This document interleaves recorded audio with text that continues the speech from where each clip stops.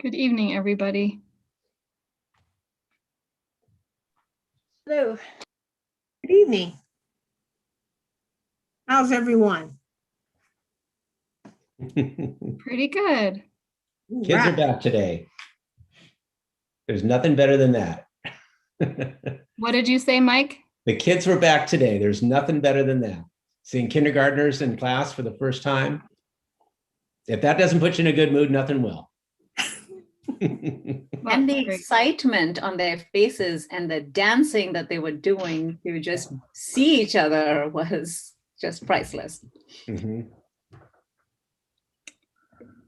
Has anyone heard from Isabel? I know that she was, I think, on campus day when she was teaching and said that she would be getting here right about 7.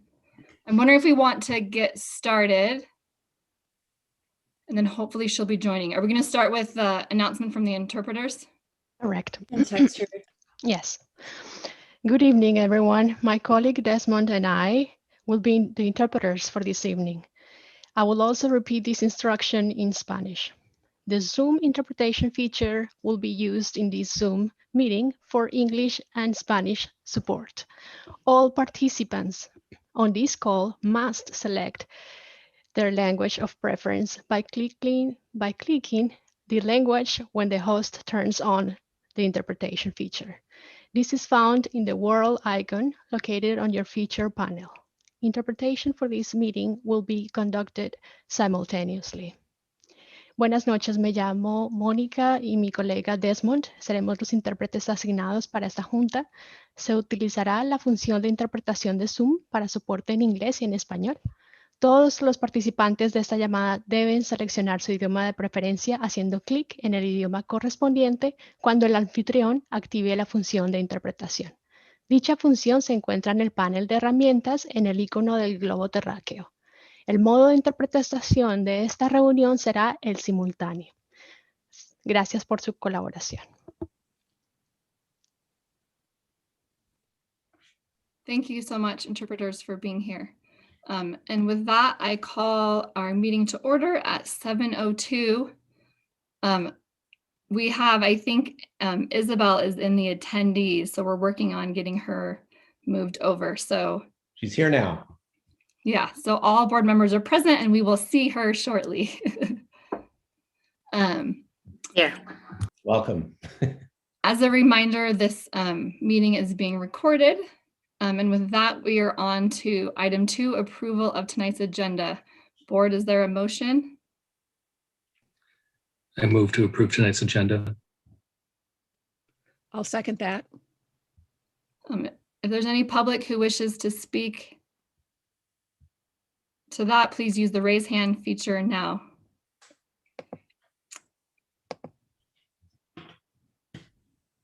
And I know we had some raised hands earlier. I don't know if it's for speaking to the agenda. So we'll give it just a moment. If you would like to speak to the agenda, keep your hand raised. If you're wanting to speak on something else, please lower your hand and you can raise it later.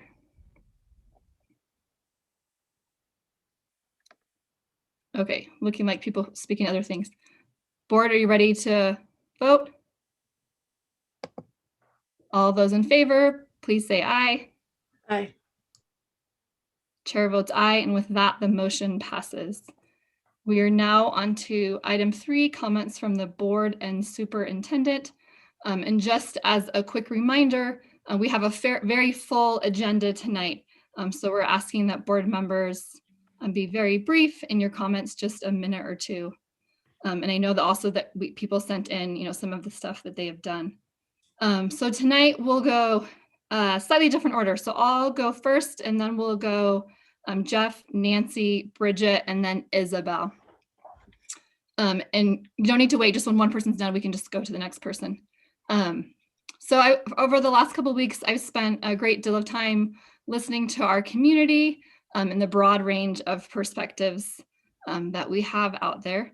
I'm also really grateful to district staff for the community forum that was held Tuesday night. I think those community forums really allow, or is a great opportunity to have more of a question and answer for the community to understand what's going on. So I'm grateful for that. And then I just wanted to quickly note that we plan to start having regular board office hours, and more details will be coming about that in the next few days. And that is all I have. So again, we'll go Jeff, Nancy, Bridget, and then Isabel.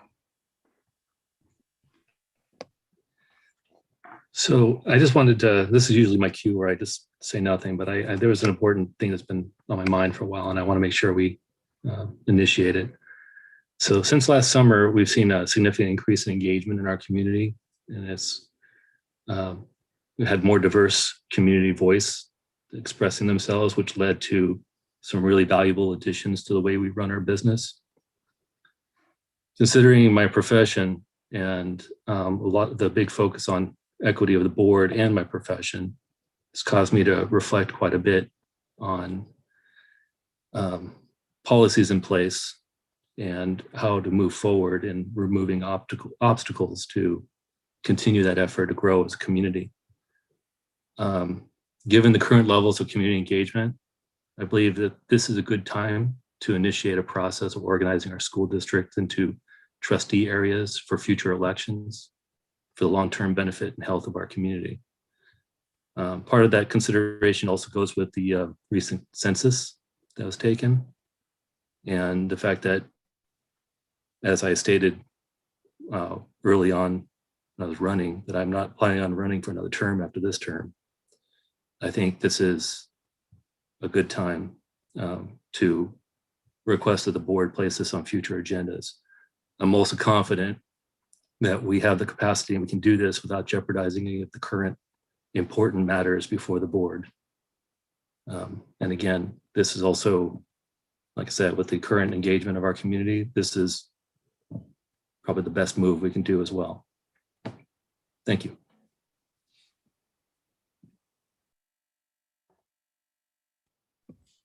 Nancy, you're on mute. Thank you, Jeff. I've sent in my activities. There are two things that I would want to call out. This month is Social Workers Month. And I can tell you that we couldn't have done the work that we've had to do without our social workers and support for our students in social emotional learning. And I just wanted to recognize our staff who are performing that essential position in our community. I also wanted to give a shout out to Bridget Watson. Bridget is finishing up her Master's of Governance this weekend. It's been a 2-year journey for her, taking additional time out of her regular routine to attend meetings that are held over part of the weekend and Fridays. And it's to develop a deeper sense and awareness of the roles and responsibilities that we all play on our board. And I just wanted to acknowledge and celebrate that great milestone. So thank you, Bridget. Thank you. Well, I just, the last 2 weeks have been really busy, and I sent in all my activities and volunteering time and training and advocacy. So if you want to read about it, you can read it in the minutes. I want to make sure we have lots of time to discuss everything we need to discuss tonight. And I just wanted to also say, I really appreciate people who have been writing in and utilizing the board email during, if they don't get an opportunity to speak, and assure you that even though the board president responds on behalf of the board as part of our protocols, I know I read all of them. I'm sure all the other board members read them with interest. It's just, one of the board president's jobs is to make sure she responds for the entire board on our behalf. So I just wanted to let you know that. Thanks. Okay, so very busy weeks out of our regular time. Last week, there was my notes I took most of the time talking about food insecurity, so I couldn't give my regular notes. I will send them again to Jesus. He didn't get into this last week, but out of all the meetings, one of the things that we should highlight, I think, is that we're moving forward with food security, which is great, and I'm very happy about that. Bridget and I had twice a week take at least 2 hours out of our works and days to go and pick up boxes of food from the food harvest and deliver it every house of every kid who is not having enough food that year, that day or that week. They are like weekly bundles. So we've been able to talk with the food department at school, and now SMS is going to start having big bundles, so the people who cannot go every day and pick up the food is going to be able to pick it once a week. So I am very happy that at least that's moving forward. And there was another big news this week. Oh yes, and well, everything is going to come during the agenda. Other than that, I will send my my links. Also, being quite a few days on the master in governance, etc., etc. And I'm very happy for you that you are already done, just starting, beginning the board, also starting into that. Very exciting. Okay, thank you. Let's keep moving forward. Thank you, board. And now we'll hear from Dr. Gallagher. Thank you. I just have a few things. I want to start off with a very important one, and that is a recognition of the increase in violence and hate crimes against the Asian American community across our country, across our state, our region, and even within our community. And I want you to know that the staff is putting together a resolution for your consideration to be placed on a soon board agenda. Also, our student services team led by Dr. Dean is putting together a list of resources for support for all of our families, but also especially for the Asian American community. The resolution that we'll put forward will state our values of valuing the broad diversity within our community. Not merely tolerating, that's a word I don't care for, valuing. And we're gonna state it emphatically as we have in the past. But I think as we know, resolutions are fantastic, actions are more important. And so the work that we're doing with the Equity Task Force, the work that each of the schools individually is doing around equity will go a long way now in our school district and building young people and a young community that will make a difference for years to come. So that's that part. The second piece I wanted to talk to you about a little bit was I said this before the meeting started, how absolutely exciting it was for me, but even more so for the students and the families of the young kids who are in classrooms today. One of our principals said this was the best day of the year, maybe the best day of his career today. He was just so excited to see the little guys coming to school. So I visited Vargas, Ellis, Bishop, and San Miguel.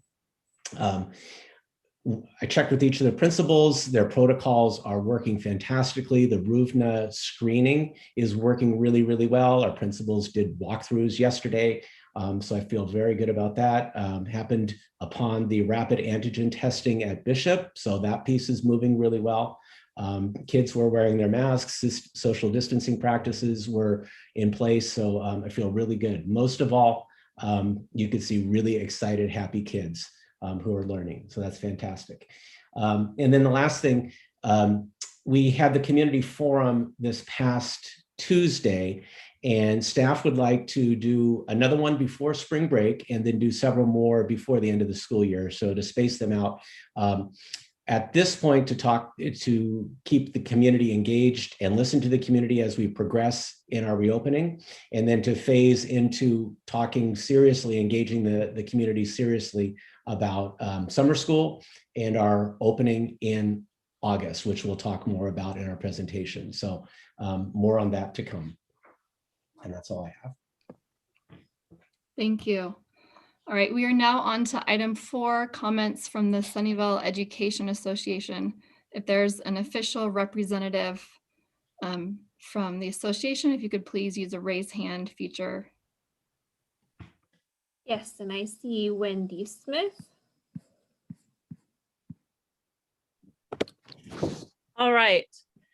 Hello. As you know, my name is Wendy Smith. I am a teacher and the president of Sunnyvale Education Association.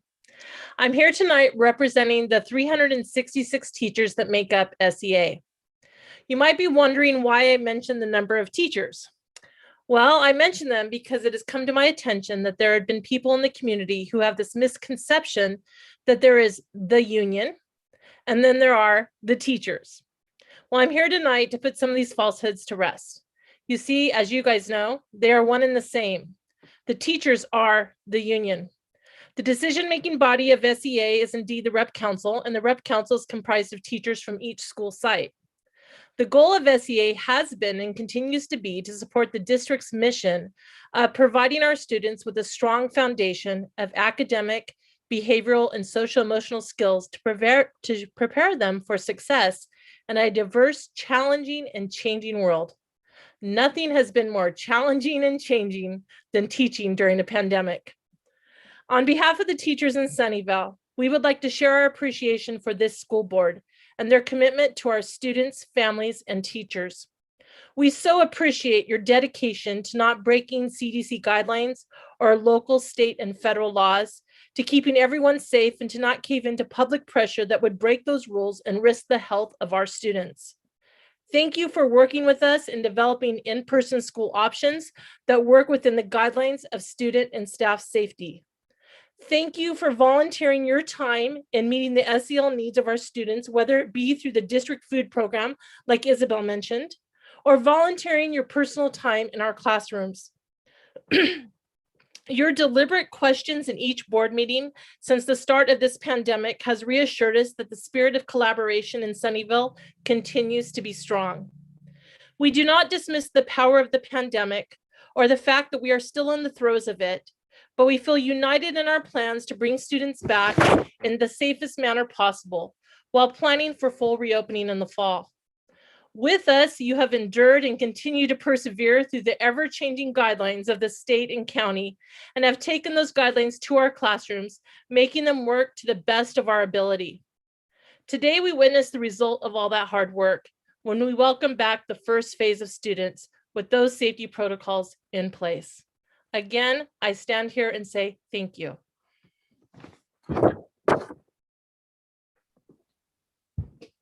Thank you, Wendy. We are now on to item 5, comments from the California School Employees Association. If there's official representative from that association, please use the raise hand feature now. And I do see Oscar is with us. So Oscar, if you want to go ahead and unmute yourself. Hi, how you doing? I just want to thank you guys for all the hard work that you guys been doing. But especially, I want to thank a lot of classified employees, especially the food service, that they've been there since this pandemic starts. And it looks to us that sometimes we forget about them. And I just want to thank everybody, but especially these people that have been there since this pandemic starts. Thank you very much for everything. Thank you, Oscar, and thank you for that reminder. All right, we are now on to item 6, comments from the public. And before I go through the regular part, I also just wanted to share, per our board bylaw 9323, the board shall not prohibit public criticism of its policies, procedures, programs, services, acts, or omissions. With that understanding, as a school community, we strive to model what good citizenship looks like for our students. We endeavor to create an environment in which it is safe to explore and disagree on important topics. During public comment, we encourage speakers to discuss issues with civility, to treat people whose opinions differ from their own with respect, and to focus on ideas, policies, and values. And then just as a reminder, this portion of the agenda provides an opportunity for members of the public to directly address the governing board, on any item of interest to the public. However, provisions of the Brown Act preclude any action being taken on any item not appearing on the posted agenda. Time limits allocated to public testimony are usually 3 minutes per person and 20 minutes per topic. Speakers are asked to give their name and affiliation so that an accurate record is reflected in the minutes. And as a reminder, there will be time for public comment on agendized items later in the meeting. This portion of public comment is for items that are not on the agenda. We will take all comments about the returning to in-person. So this year, the summer, and next school year when we get to that agenda item. And I just wanted to let you know that if you start to speak on an item that is on the agenda, then we will have you wait until we get to that agenda item to have you speak. So with that in mind, if there's anybody who wishes to speak on non-agendized items, if you could please use the raise hand feature now.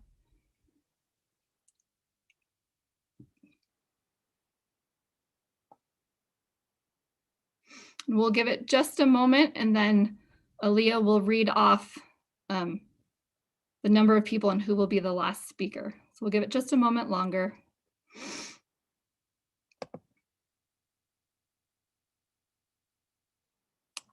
All right, Aaliyah, you want to help us with the public comment now?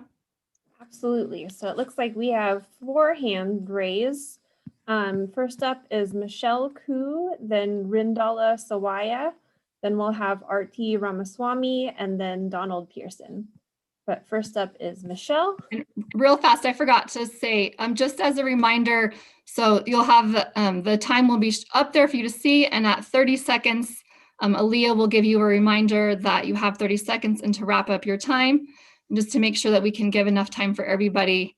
When you get to that 3 minutes, you will be muted so we can get on to the next person so we can hear from everybody. Okay, thank you, Aaliyah. My name is Michelle Koo. I'm a teacher at Columbia Middle School. And I just want to express deep gratitude of acknowledging the anti-Asian violence that is going on in our community, the burden this is disproportionately putting on some of our staff members, and for taking a proactive stance and statement against this violence. I cannot say how much it means. Thank you. Thank you, Michelle. Next up is Rindala Sawaya, and then R.T. Ramaswamy. Hello, my name is Rindala Sawaya. I have a son at SMS, and let me know if I'm in the right time of the meeting. I want to talk about that school will be starting for 7th and 9th and 8th grader right after spring break. Is there any consideration in the fact that— So if you're wanting to talk about yes, returning to in-plan, if you could wait until we get to that agenda item, and then we'd love to hear from you then. I pressed my hand, then I noticed it was on the wrong time. I'm no, sorry. that's great. We'll have you then. Thank you. Sorry, bye. Thank you. Okay, next up is R.T. Ramaswamy, and then Donald Pearson.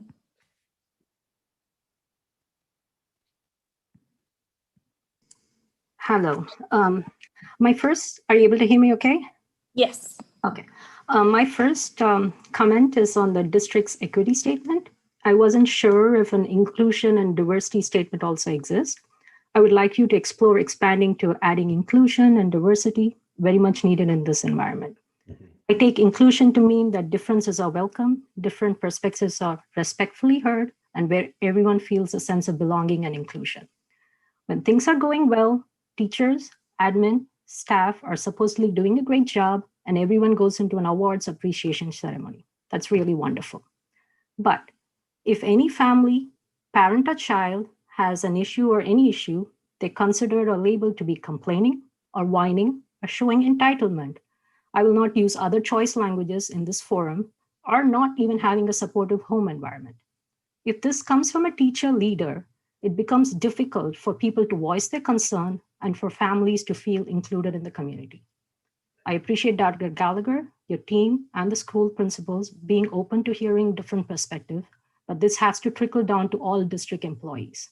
I hope you consider this as you plan your people or professional development. Second issue is with respect to diversity.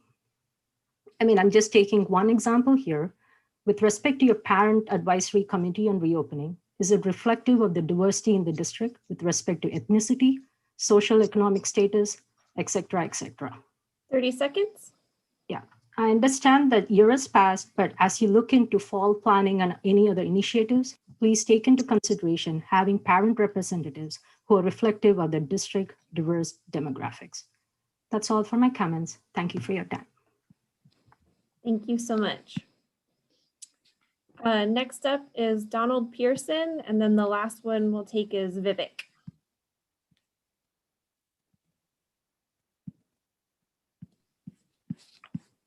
Hello, my name is Donald Pearson. I'm a teacher in the Sunnyvale School District. I would like to thank the school board for all the support they have given to students, families, and teachers during the difficult time known as COVID education. This year, the district, with the support of the school board, has created the independent study program to ensure students with various needs are supported.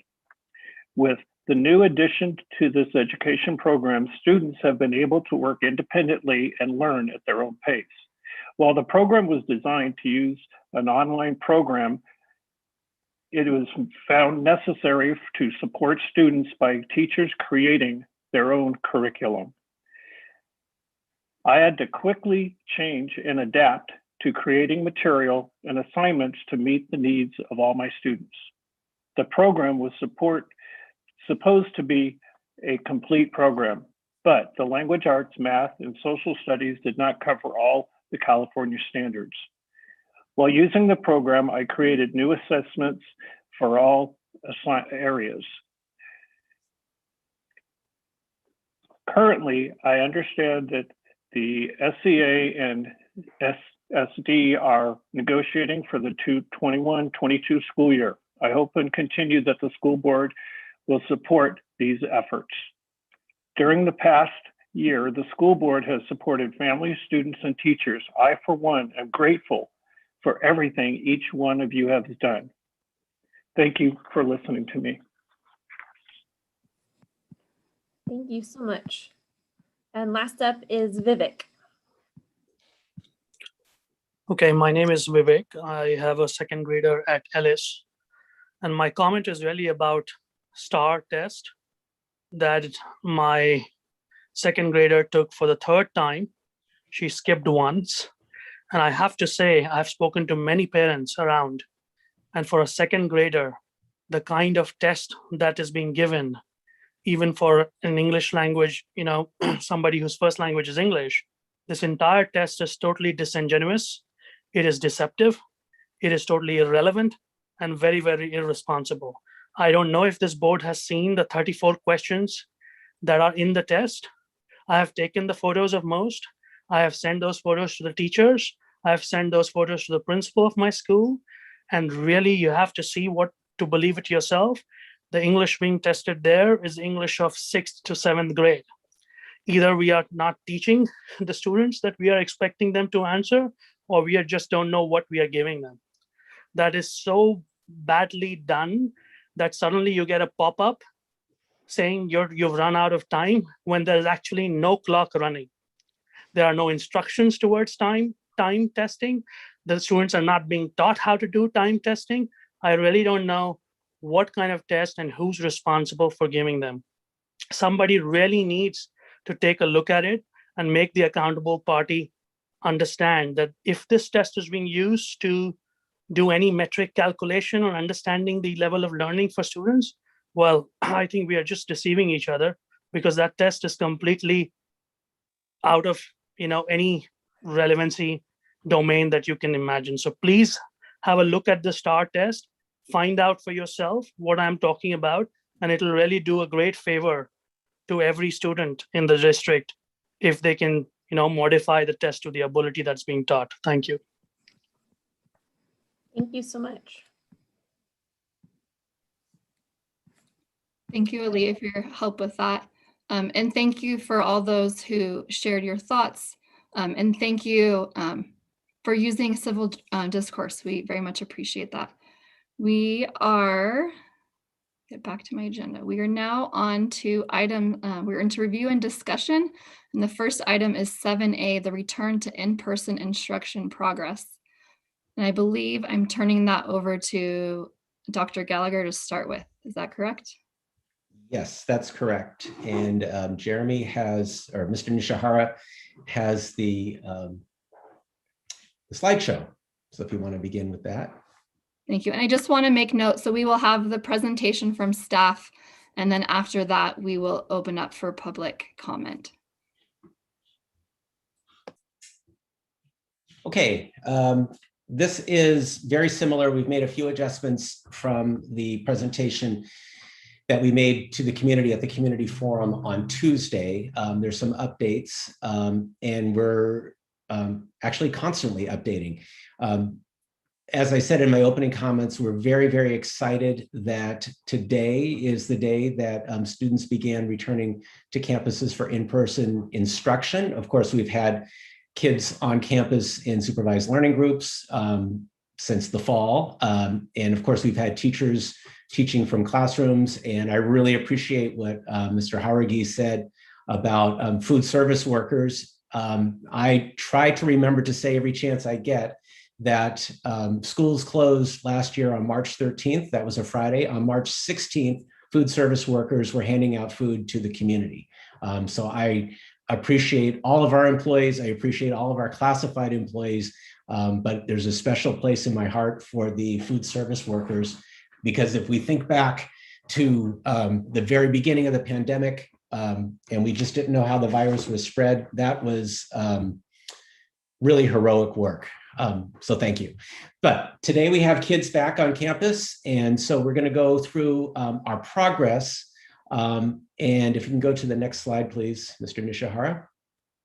You know, throughout this journey, we've been trying to ground all of our decision-making in these principles, which we adopted very early. I want to say it was probably in June, maybe July.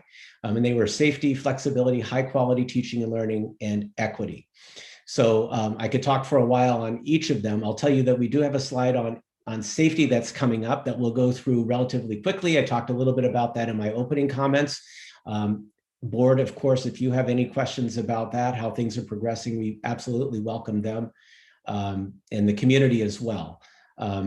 Flexibility, you know, one of the speakers or several of the speakers talked about how every single week it seems like there's a change, and that's really happening fast now. So we're trying to be nimble, we're trying to be flexible, especially now as the conditions are improving. So there's been ramping up of the efforts we have in store for returning kids to in-person instruction rapidly. So it's kind of interesting. The things that we had grounded and settled months ago, now we're starting to relook at. And yeah, so we just have to continually be flexible and be ready to move with the conditions, all with an eye for returning to full in-person instruction. High quality teaching and learning is really an important one. It could just be, you know, a set of words. What's that, 5 words on a screen that we say, yeah, that's important to us. But really, when we look at the instructional models that we've chosen, they really are focused on providing the best teaching and learning through an equity lens, which is the last principle that we can possibly provide. And so I would say today, visiting classrooms, for example, one of the first things I thought was, I'm really glad that we're able to bring kids back 4 days a week, as opposed to 2. There, you know, many districts, and it was our consideration, and we may do this for the upper grades as well, for the middle school grades as well. Many of them have looked at like Monday, Tuesday, and then kids are off for essentially 5 days. With independent learning. And then other kids come on Thursday, Friday, and then they're off for 5 days. I think especially at the primary grades, especially for kindergartners and first graders, I'm really glad that we made that choice. Though there is no, and Ms. Ahuja will talk a little bit about this in the presentation, there is no perfect system. There's no perfect solution. Even everyday instruction, full day is not perfect. But I'm really glad that we made the choice to have kids on campus as many days as possible. And we're continuing to look at that, especially for our learners who need to be on campus the most. If you recall, board, as we've been moving through this process, we've said our eye is on all students, meeting all students' needs. That's really in our equity statement. It's in our mission statement. We've been especially concerned with the kids who haven't been able to access learning. And so that's where our eye for equity has been and should continue to be, in my view. And then the last thing I would say about equity is it's important to remember that this pandemic has not been evenly distributed across our community. It hasn't been evenly distributed across our region or our state or our country. But in terms of our community, we're sort of a microcosm of that. There's suffering and pain and death in all areas of our community, but nowhere as hard hit as cumulatively as North Sunnyvale and portions of North Sunnyvale. And I think it's important to remember that as we think of ourselves as one unified community, that's the beauty of our community is that we have this diversity, but equity is a concern, and the conditions that have existed in our society long before the pandemic have caused the pandemic to affect families differently. And that's why families have completely different readiness to return, and many of them have very different interests in returning. And so it's our job as a school district and the school board to attempt to balance those diverse needs through a lens of equity. So if we can go to the next slide. This one is very, very important. And I think what I'm asking our teams to think about, what I'm thinking about every single day, when I talk to the county superintendent of schools, when I'm in the meetings with the Office of Emergency Services and the county health department, when I talk to parents, when I read emails from parents, August 18th is the target. And I want to say as emphatically as I can, it is absolutely my full commitment to have full in-person instruction on August 18th when we return. Just from a personal standpoint, we can't do this again. We can't do this again. I'm incredibly proud of our families, of our staff, of our teachers, of course, of our community, really, how the communities come together to support our kids in many different ways to get through this. And it's clear when I walked into the classrooms today, this wasn't the first day of kindergarten. One of the first things I saw in one of the classrooms is a kindergarten teacher said, okay, now we're going to write a story. That's not something that happens in August. That's something that happens in March. There has been teaching and learning going on, but it's not what we want. It's for all the reasons that we know. So we are all 100% committed to a full in-person return on August 18th. What happened today, what will happen tomorrow, what will happen this summer with our fully in-person summer school is all building to that. So what are the constraints? The constraints are the capacity and cohort size restrictions that have been imposed by the county and state. And I use the word impose. They're imposed for good reason. There's science behind them. The good news is that that science is starting to show that kids and staff and teachers can be safe in schools when all of the safety measures are in place, the layers of safety are effectively implemented. And I talked a little bit about in my opening comments, I observed that firsthand. We're doing a really, really good job with that. So kids can return safely to school. I'm confident that they can in the environment that we have now. There seems to be science to suggesting that perhaps the distance between students can be reduced. There's science to show that perhaps the cohorts can be lessened. I'm confident that they'll find those things to be true in time for us in summer school and certainly for August 18th. Now, I think there's going to be some announcements very soon from the CDC about lessening the distance requirements, and that will be based on science.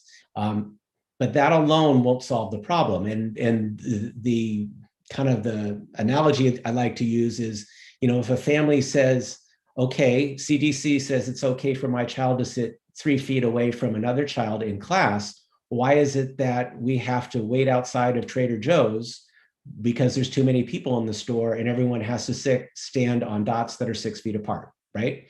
And there's probably good reason for that.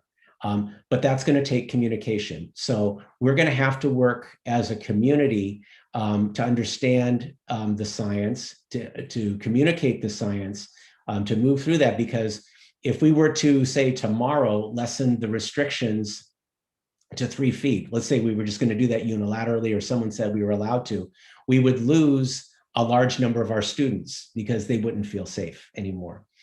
We would gain some and we would lose some. We would maybe gain some staff and we would probably lose some staff. So that's going to be a process of communication. And I'd like to, along the lines of communication, kind of reference something that R.T. Ramaswamy mentioned about the advisory committee that we put together.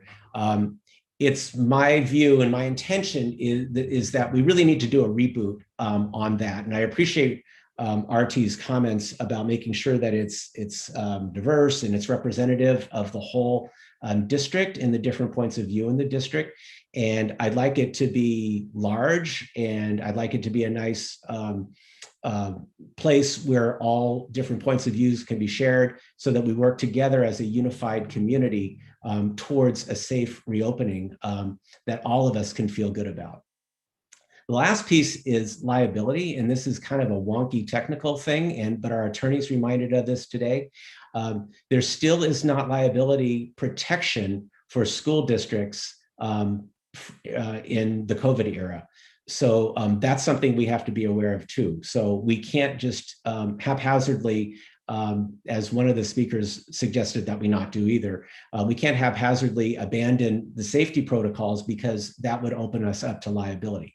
And I'm confident, however, that the science, this communication, and the liability issue, that these can all be resolved, again, with the target date, August 18th, full in-person instruction. That's going to happen. I'm very confident that's going to happen. And as I mentioned, summer school is an important step along the way. So if we can go to the next slide. And these are the layers of safety. Thank you, Dr. Gallagher. I will take it from here. Good evening, board and members of the public. My name is Jeremy Nishihara. I am the Assistant Superintendent of Human Resources and Information Systems for the district. For many of you that have been attending these meetings and discussions since the mid to late fall, this layer of safety chart really is something that we've been utilizing to communicate clearly that there isn't any one solution to keeping everyone safe in the COVID era. It does take these many layers, and we'll kind of talk through them briefly tonight just to remind everybody that these protocols and practices are still in place. Dr. Gallagher alluded to testing, just a couple of things on that. These are COVID symptom testings. We've been having our partnership with El Camino Hospital. I seem to always mention that every meeting, but we are so grateful for that partnership because we've been able to offer staff testing since I want to say October. As part of our return in person, we are now conducting COVID testing for our employees reporting to the site to serve in-person students on a bi-weekly basis. We are utilizing the Abbott Labs antigen test. We are part of a California Public Health Department pilot to utilize the rapid antigen test, which gives us results back in 15 minutes, which gives us a huge leg up on our contact tracing if needed, if a positive case is reported. So if I can editorialize for 2 seconds, President Maginot, I apologize, but I was at a county meeting this week and they're just saying, in addition, the vaccinations are deployed, but they're noticing a kind of tapering off of testing, and they just said they recommended that it's still very important for the testing regime to be kept up to date and making sure as we kind of just keep tabs on the data of COVID in the community. So testing is still very important. Then the next layer it would be our daily screener. We utilize a product called Ruvna. All district employees reporting to the site have been having to take a moment every morning to make sure and do a wellness check to see any symptoms they may be exhibiting, certify that they are clear from symptoms, and then they are clear to report to the site. This has been being used by the students attending the supervised learning group since November. And then now, as we know, the K-1 students reporting to site today are participating. The parents fill that screener out as well. So this is another layer of safety, and it's just an opportunity for everyone to make sure and do a quick wellness check to make sure they're feeling tip-top before reporting to a work site or the school site. I'm going to hand it over to Chief Operation Officer Rob Smiley for the inner greener layers. All right, thank you, Jeremy. All right, moving on to the lower part of the circle there. PPE, personal protective equipment. We have distributed boxes with instructions on what to do when you're running low and what equipment to expect in each of those boxes to the classrooms where students are joining their teachers. We have signs around and are also just enforcing and encouraging physical distancing. Disinfecting is occurring on a daily basis and as needed basis on high touch surfaces. And then beyond that, we've had the time to both deploy and evaluate our ventilation system throughout the district and have been following all county and CDC guidelines as far as upgrades to the filtration in our rooms that have forced air. And then in rooms where there is not a forced air ventilation system, we have HEPA rated air scrubbers that we're deploying to those rooms. So, thank you. Thank you, Rob. The next part of this update are in our attempt to clearly communicate our dates. These are our return dates just for reference again. So I'll run through them very quickly. March 18th today, kinder, first grade, SDC, and that's K through 8. March 22nd, Monday, is preschool. Preschool is a part of our district as well. April 1st is our return date for 2nd, 3rd, and 6th is our on Thursday, April 1st, followed by April 8th on 4th grade and 5th grade. This gets grades K through 6 back prior to spring break. And then we'll touch on this a little. We touched on this at the parent forum, but we'll touch on this again a little bit later tonight. The return date for 7th and 8th grade is the week of April 19th. This next slide is the new slide. This is just now that we actually have our K and first grade in person sections in place. I put together this chart. I don't know if I can try to make it bigger. Don't worry, I'll talk through it. Hopefully that helped. So let me just explain the chart and then I'll call out a couple of highlights here. This is our kinder in person information in these two columns. This is our first grade in person, and then 2nd grade and 3rd. And again, it gets a little more general because the school sites are just putting the finishing touches on 2nd and 3rd grade, and they're starting to communicate that because as of today, our countdown for 2nd and 3rd grade is 2 weeks from today.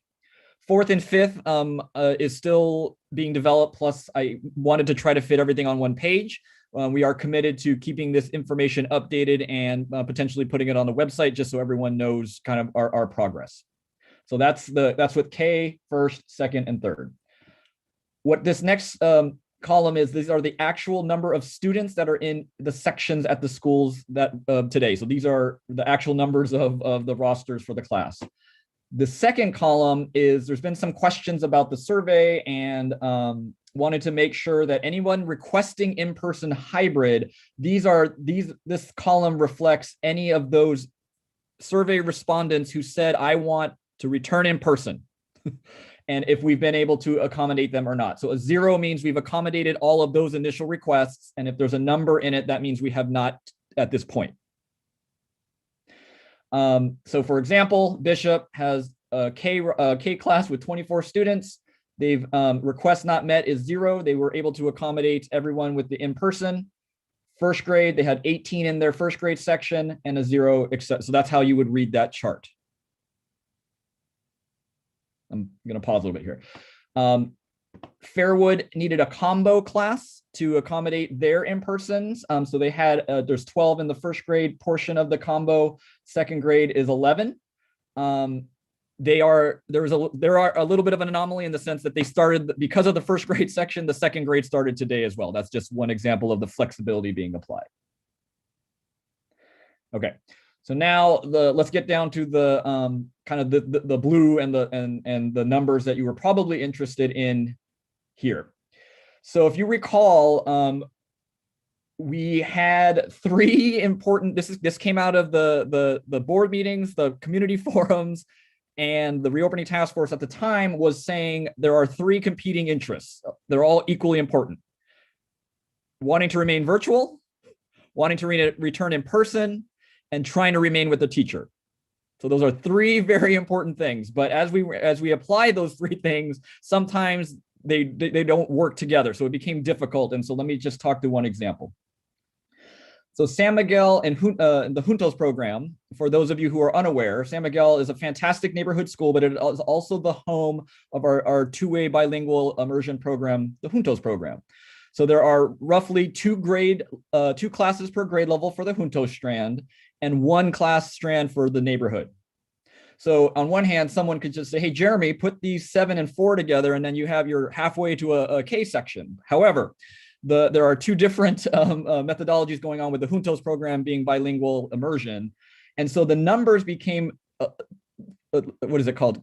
The in-person numbers were kind of small because then it would require the virtual sections to be overloaded, if that makes any sense. We don't want to have 4 in a neighborhood section and then 20 or 19 in the actually there's only one neighborhood teacher, so that makes it a little bit difficult. So we've been working with the school sites and the staff, and they've come up with this concept called SLG Plus. So for anyone who hasn't heard of that term, our supervised learning groups have been in operation since late October, early November, and it's an opportunity to provide full supervision on site for students not accessing the virtual program. And so the concept there is the school site was able to accommodate anyone requesting in person into their SLG. So even though it says 4 and 7, they're in the SLGs. And the staff at the site, the plus component of it is they will pull the appropriate grade level students, the teachers will, during the async time for some targeted instruction, small group work, and SEL work. So that's the SLG Plus. So wanted to give a pretty big shout out to the school site for thinking a little bit creatively, the community for answering the calls from the front office as we tried to spin this up. So that's what the SLG Plus is. So again, that's our solution at this moment to meet the parents and guardians who requested in person for grades K1, and actually second and third grade, those are in the works. I have one more dynamic here. If you see Lakewood, they have a K section, and then they're going to have a third grade section. But right now, they have 5 students, for example, in first grade that wanted to return in person. So these 5 students are in the SLG. But the problem here becomes, with those 3 competing interests, and we were trying to hold, I think I used the balancing board as the analogy last time of trying to we have to figure out what's the best solution for that. So we can't have an in-person section with low numbers of 5, because in that case it overloads the virtual sections for the other classes. So we want to make sure we're being fair regarding class size. So other options we're exploring is, since the SLG Plus model just got spun up, that's something that the school could take a look at. I think some community members at the last meeting said, well, can we be overflowed to another site? So we're looking for different ways to accommodate that, but just trying to make sure we're treating each individual school site individually on a case-by-case basis and not applying a one-size-fits-all. And I will mention one other thing. The next question that folks brought up as well is just like, oh, can we start filling, is there a wait list to fill the in-person sections? If is there a process for that? I think that's something we are already entertaining as parents who opted for virtual are saying, is there capacity in the in-person? But any capacity you see right now, if you recall, the state legislation really asked us to prioritize certain groups of students.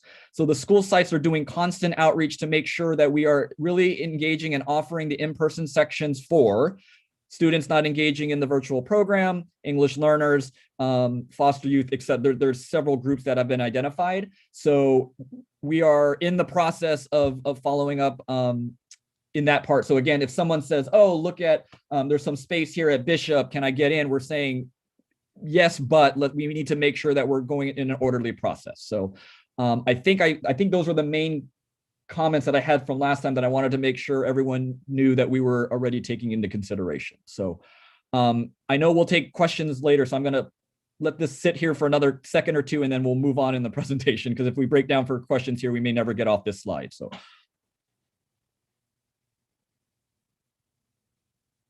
Okay, we're going to move on here. Thank you. I'm going to hand it over to Assistant Superintendent Mala Ahuja. Good evening, board. Good evening, community. I know I will sound repetitive for those of you who have been hearing our presentations since back in November, because we are being really consistent on sticking to the same guiding principles. I know Dr. Gallagher shared the overarching principles, and I will start by talking about the guiding principles that we further used in the creation of our instructional models. And really, the ones listed on this slide take the instructional needs of our students, balancing these with health and safety considerations, and consider the ease and adaptability if conditions change, because we all know that that has happened pretty frequently in these last few months. As I share some details of our instructional models, I want to preface it by saying again that we understand that this is in no way perfect, and we can find several flaws ourselves in every iteration of what we have considered.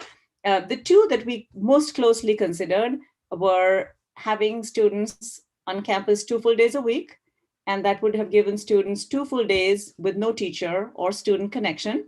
And the other one was the one that we shared and adopted back in November, which provides all elementary students with being in person on campus 4 days a week. There is heightened awareness of the isolation that this pandemic has created, and with our strong focus on the whole child and taking into consideration academic as well as social emotional well-being of our students, we chose this as the best possible option, given the choices and circumstances that were presented. I'll just say again, we know that best instruction takes place when a student and teacher are in the classroom in person all day. And we're really looking forward to both summer school and definitely August 18th for that to happen again. We can move the slide, next slide, please.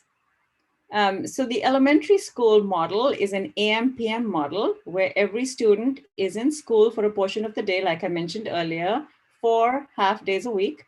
And the schedule commonalities across all sites is the students' in-person schedule is either from 8 to 10:30 in the morning or from noon to 2:30 in the afternoon, Monday, Tuesday, Thursday, Friday. That's 2.5 hours a day. And each group of students completes asynchronous work while not attending school in person. This work consists of digital, paper, pencil assignments, exploratory materials, really a variety of things that is assigned by the teacher. The Wednesday model stays the same, and with virtual school in the morning and async learning in the afternoon. And the entire Wednesday afternoon is reserved for staff meetings, professional development, and grade level collaboration. We do understand that, I don't want to say burden in a negative form, but really the additional responsibilities on the teaching staff to be prepping for in-person instruction, asynchronous instruction, or live instruction via Zoom, via the virtual platform, all take a great deal more preparation and collaboration time. And it's really important that they have this focused portion every week to be able to collaborate and share and learn and build resources together.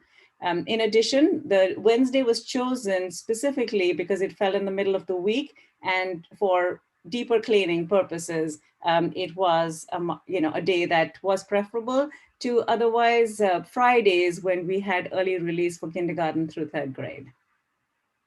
So some of the highlights of our schedule really is to maximize teacher and student in-person time.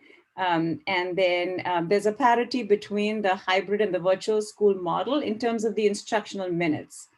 Just the total package is similar. The next slide, please. For middle school, this was approached in 2 phases. We started the first phase over a month ago with the SLG, the Supervised Learning Group Support, and also after school activities. The target group for in-person instruction was 6th grade. And now in phase 2, we're looking forward to having them back on campus the first week of April. We are delighted that both schools have an aligned model in terms of instructional minutes and have their own individual periods like flex, tutorial, and advisory as is specific to the schools.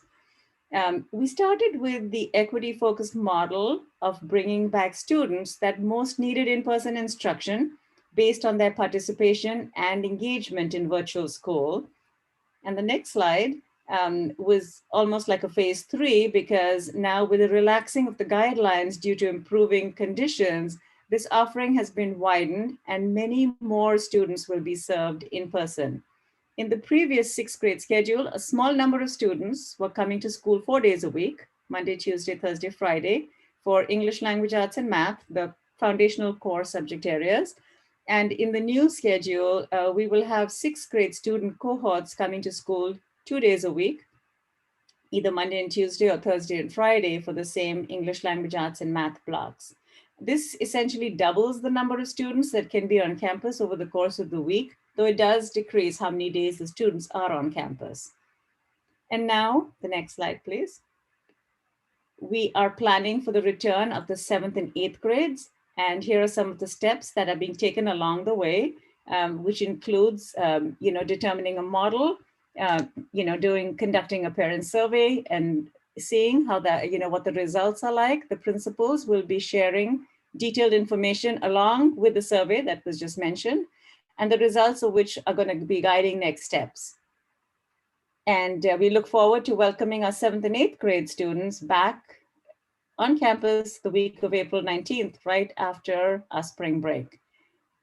Thank you for your time. And I'm going to turn it over to Dr. Tasha Dean, who will be sharing some highlights regarding the preschool and special day class schedules. Thank you. Thank you, Ms. Ahuja. Good evening, board and community. We are excited to have an opportunity to talk and build upon the work we've been doing. I'm just going to build upon what Ms. Ahuja has talked about. We have aligned our SDC programs K through 8 to integrate with what Ms. Ahuja talked about with regards to schedules.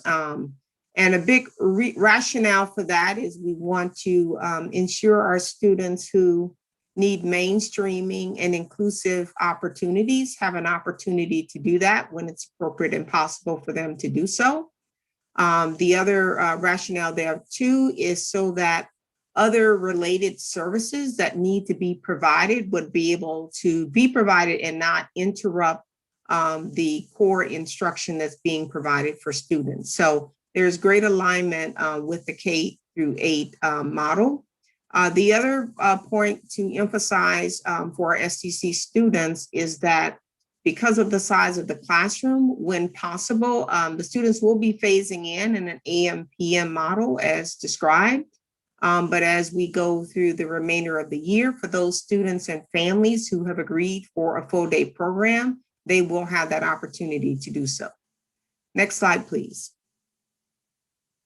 With our preschool program, the distinction here is our preschool program functions as a Monday through Thursday program and typically is off on Fridays, which allows parents opportunity for parent education on Friday, as well as teachers having prep and education on Fridays as well.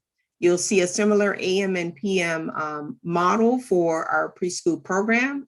This is our students in special education. You'll see some of the start times is varied just a little bit, and that's to accommodate for some additional licensing and other supports that our students need. Next slide, please. When we looked at our state preschool, this is our preschool in general. We do provide inclusive opportunities in this program as well. But in addition to the guidelines we've talked about in our state preschool, we are also responsible for additional state requirements. And so this structure allows us to meet our licensing requirements, but at the same time, afford students and families some of the things that they need to integrate in. Just like our SCC program for preschool and our state preschool, some of our students here have never been in school before. So We started a slower transition plan in for those students just to kind of get them used to being at school and what is school. And then those students who have chosen to be on site will then integrate into their AM or PM program Monday through Thursday for full state preschool programming. The other note that I would just like to make with those programs is we have been able to accommodate as of to date all requests for what families have discussed with their case managers and school teams. And in our state preschool, based upon our licensing requirements, we have been able to accommodate at least a third of our parents. And that actually includes parents who have opted in to be in person for their programs. So if there are any additional questions, we'll get those at the end. And with that, I'll turn it over to Dr. Gallagher.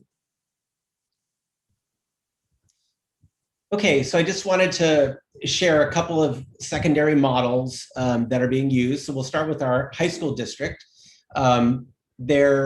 They surveyed their students, and actually, I'm sure there's some high school district parents in the audience who probably know this process even more clear than I do because they've lived it.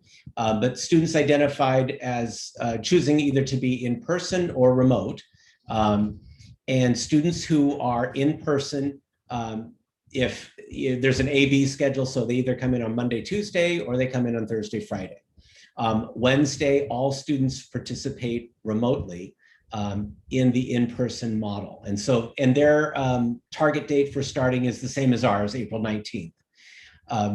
Remote only students attend all classes remotely Monday through Friday using the same schedule, and they are actually enrolled in the same classes as the in-person students. So that's the caveat there. They're not changing any schedules. I can tell you in secondary, it's a real challenge. In fact, at this point of the school year, it's an almost impossibility to change all the students' schedules when you have single subject teachers because credentialing concerns and the like. So that's what they're doing in Fremont. In Palo Alto, we talked to their district team earlier in the week. And this is specifically for middle school. They're doing what's known as Zoom in the room. And what Zoom in the room means is that there are students who are logged in just as they would be at home on Zoom. So they would have earphones, and I'm not exactly sure how the technology would work, but I do know that you can't have two people. You have to be really careful when you have a couple people on Zoom in the same small space because you start getting feedback. But the students would be in the room spaced out. The teacher would also be in the room, and the teacher would be teaching through Zoom. So the teacher wouldn't be in the front of the room, say at the whiteboard or moving about the room, because the teacher has to be on Zoom because he or she is also teaching the students who are at home simultaneously on Zoom. So it's very similar to the kids, everyone being at home and being on Zoom. The only difference is, say, half of the kids are doing Zoom in the room. That's what that means. Of course, there are benefits to this because the kids are with their peers while the teacher is behind the desk mostly because she's attending to the other students. Of course, from time to time, the teacher can get up and help the other students, but predominantly it's just like Zoom, only in the room. I would say this would not be a good model at all for a long period of time. That's my bias. However, given the amount of time that, say Palo Alto started, if we are to adopt, this is one of the models that we're considering. If we were to adopt it, probably the benefits outweigh the detriments, if you will. So they started in early March. I made a note that the teacher is doing Zoom in the room when the teacher is present. They have a very large number of teachers across their district. And from school to school, of course, it varies. But big numbers of teachers who are just not able to return for a variety of reasons. We would expect ours to be similar. We probably would have some better circumstances and some less good circumstances. And what they're doing for that is because there's just a huge shortage of substitute teachers certainly across districts and across the region, because everyone's competing for the same ones. What they do is they put the students who their teacher is not there for that period, they report to the gymnasium, and this is another scheduling challenge for the administration, because they have to make sure there aren't too many kids in any one period that are going to be in the gymnasium. And there are substitutes roaming really supervising the kids in the gymnasium while those students are on Zoom. So that is one model as well. So if we can move on to the next slide.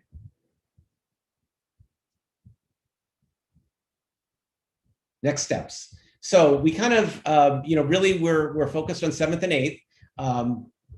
We had a meeting today with 7th and 8th grade teachers where we started to get their perspectives and their ideas about how to move forward after spring break.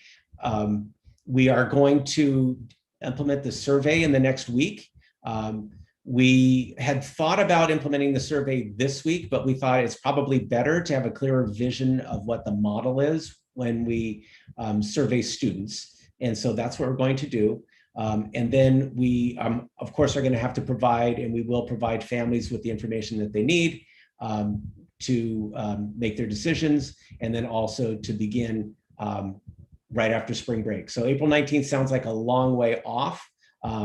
It's about a month. Remember, there's spring break in there. And so the middle school teams will be working really hard getting their 6th grade started, and then also surveying and putting together the final touches on their plans to implement by April 19th. I've asked several times, is that a realistic start week for the teams? And all things being equal, well, actually none of this is realistic. We're doing things more quickly than we ever would have imagined given the circumstances. But the fact that we don't anticipate changing student schedules at the middle school or at the 7th and 8th grade level will facilitate this moving more quickly. And so we should be able to accomplish the after spring break target. So I believe that's all the slides. Is that right, Mr. Nishihara? Yes, okay. So that's our presentation. Of course, board, we're happy to answer any of your questions. We look forward to the comments from the community, just like we did on Tuesday night, and we'll be happy to answer those questions as best we can as well. I do want to remind you, Dr. Gallagher, it's not just like Tuesday night. This is a board meeting where we're doing the work of the district, and that was a community forum. So it is a different format, but we do appreciate public comment, even though it is different. All right, thank you, staff, for all of that information. It is now time for public comment on this agenda item. As a reminder, per our board bylaw 9323, the board shall not prohibit public criticism of its policies, procedures, programs, services, acts, or omissions. During public comment, we encourage speakers to discuss issues with civility, to treat people whose opinions differ from their own with respect, and to focus on ideas, policies, and values. If anyone from the public would like to make a comment, please use the raise hand feature now, and we will give a few moments to raise your hand, and then we will let you know the order of the speakers. And as a reminder, it is normally 3 minutes per speaker and 20 minutes per topic. If we have a larger number of people wishing to speak, we may adjust the timing before we begin public comment. So we'll give it just a few moments. So if anyone would like to speak on this agenda item, please use the raise hand feature now.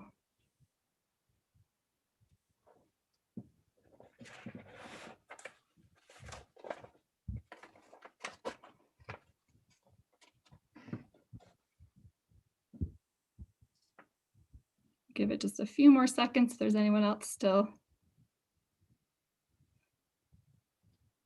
wanting to raise their hand.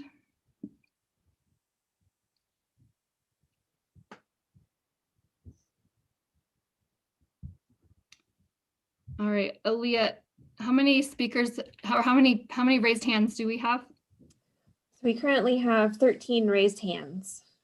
13, okay, we'll give it one more quick moment in case anyone else wants to. And board, while we're waiting just a minute, Actually, we'll wait till if there's any more. Hold on. All right, it looks like it's still at 13. So with that in mind, board, I would recommend that we extend our time, and instead of doing 20 minutes, that we go maybe about 40 minutes, and then give each speaker 2 minutes. So we have one or two more just raise their hand. So board, I would recommend we go 40 minutes. Maybe actually we could do 40 minutes with 2.5 minutes per person. Does anyone, board, are you okay with that? Okay, so we will move forward. So it'll be 2.5 minutes per speaker. Nancy, do you have a comment? Yes, I understand that there was a request from the public that was made for someone who is representing a group who wanted to have a little bit longer to speak. And how are we going to accommodate that? In the past, we've had speakers raise their hands, and then if they were in a group, give their time to that one speaker.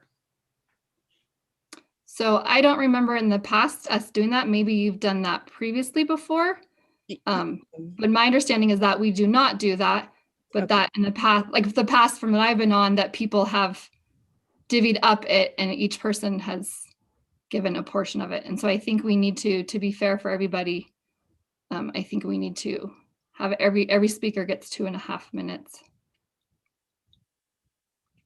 Okay. If they're part of a group, can they let you know?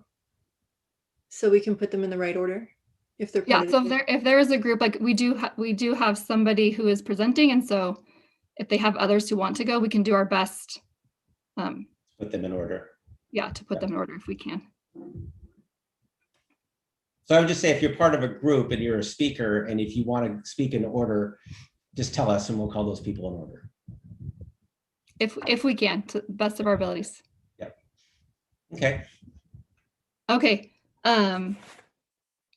So just as a reminder, when there is 30 seconds left, so at the 2-minute mark,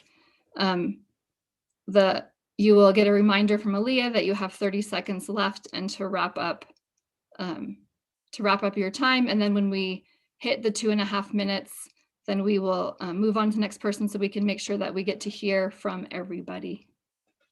And with that, I will turn it over to Aaliyah to help us with the public comment. Alrighty, so first up we have Rebecca Lucky, then Ophir Mullah, and then Maite Malfitano. So Rebecca, if you want to go ahead and unmute. Thank you. Good evening, board members. I'm Rebecca Lucky, parent of 2 San Miguel girls in the Juntos program. And with COVID cases dropping rapidly and vaccination rates increasing, it's time for our students to return to school for in-person instruction. With me today and through a petition started this weekend through change.org/Open Sunnyvale Schools, there are over 152 families that are ready to return back with no more Zoom. This petition has been sent to each of you. Our tax-paying dollars come with expectations that our children receive a quality, good education. And at some point, that needs to matter, and now is the time. For us, that means no more Zoom, as it is inferior to in-person instruction, as someone identified in one of their presentations. It is also not defined under California law as adequate. The over 150 families that have signed this petition are asking to be seen and heard and to collaborate with the district, because we have a lot of skin in this game, our children, and to be blunt, we have felt ignored. And we have not had the ability to organize and to speak to one another besides through this petition. And there are 4 asks. The first is for the remaining spring semester increase in-person instruction. Number 2 is to create a clear plan for students to attend summer school and after-school catch-up. Number 3 is to create a clear plan for full 5-day in-person instruction for every kid by fall. And number 4, which is very important, is to create a task force of parents that want full day in-person instruction to advise the board on their common agreement for asks that we have sent to you in the petition. I don't want to spend this public comment debating fears and emotions against science and facts. What I do want to end with is that something very precious has been broken and needs a lot of attention. And what we really hope is that tonight we can build a better and stronger community, and that olive branch has been extended to you here through the request in the petition. And putting this on your next agenda, or even this agenda, to discuss and consider, particularly around collaboration with parents through a task force to rebuild our trust. And for any parents in this meeting wishing to sign the petition, you can access the petition by going to change.org/Open Sunnyvale Schools. Thank you. Thank you very much. Next up is Ophir Mulla, and then Maite Malfitano, and then Michelle Koo. Hi, thank you for letting us speak. I think that we need clear answer and details with numbers to understand the problems. Teachers are not the limitation. They are willing to go back to learn in person, as been told in the last meeting. School employees are not the problem. There is an agreement and they can work in school. It's also told in the last meeting. Classes are for sure not the problem. They are still there. Policy and rules are clear enough, as many schools next to ours are opening long time ago. The district claimed that they can go to in-person on summer, and I'm asking, from where is the confidence? If the summer is okay, why not now? If you are not relying on CDC rules, so who set the rules? The school district is not transparent. They didn't publish till now the survey how many kids want in person. We were told last meeting that there are not enough kids in Cumberland that want to go in person, and now we see that there is a full class. They are not explaining why sixth grade are punished, and I cannot find a different word, and get only 5 hours a week just because they want to learn in person. You need to tell us loud and clear what is the problem and come with details and numbers so we can help. Why only 5 hours for middle school? I am begging the school district, don't use words like flexibility, safety, high quality teaching, science, and equity. Being flexible is not opening classrooms more than 1 month after condition allows. High quality learning is not 5 hours a week for in-person learning and holding asynchronic learning for the rest of the time. Listen to science is not ignoring CDC guidelines that can enable 3 feet apart, because we might have parents that won't feel comfortable. Equity is not happening when kids that needs to be next to other kids are keep being pushed to the last in the line in all aspects. Safety is also mental health. If parents think that their kids needs to be in school under regulation, that do allow us to do it. And don't hide behind. Allow, open and being exposed. You need to make it happen and tell us what is the problem, clear, loud and clear, without big words. Thank you. Thank you. Next up is Maite Malfitano, then Michelle Koo, and then Nir Harif.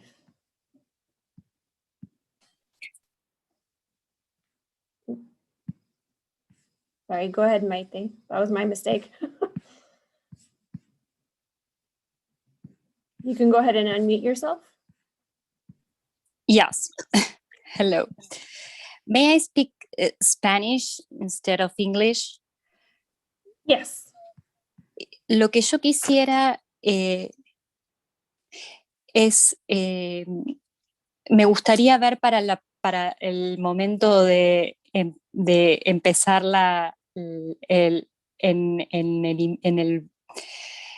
el otoño, que haya un plan con los distintos escenarios. Y que pensemos en que sea como si fuera en este escenario, ¿qué necesitamos para poder empezar? Salones afuera, lo que necesitemos para que todos los alumnos puedan comenzar. Y me gustaría también tener mejor comunicación entre los padres y la mesa directiva. and the school. Sí. Muchas gracias por escuchar. Thank you very much. Next up is Michelle Koo, then Nir Harif. Hi, good evening. Once again, my name is Michelle Koo. I work at Columbia Middle School.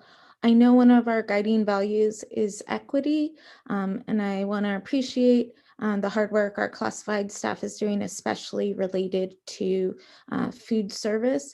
I know the pilot program to provide 7 days of food is being done at SMS, and I'm wondering, especially given that Fremont High School is also offering 7-day meal bundles, how is this equitable for our families in North Sunnyvale, especially considering that they have been disproportionately hit by COVID? I'm hoping the pilot is successful and that it can be expanded so that we are meeting all of our students' needs. Thank you so much. Thank you. Next up is Nir Harif and then Jesse Weinstock.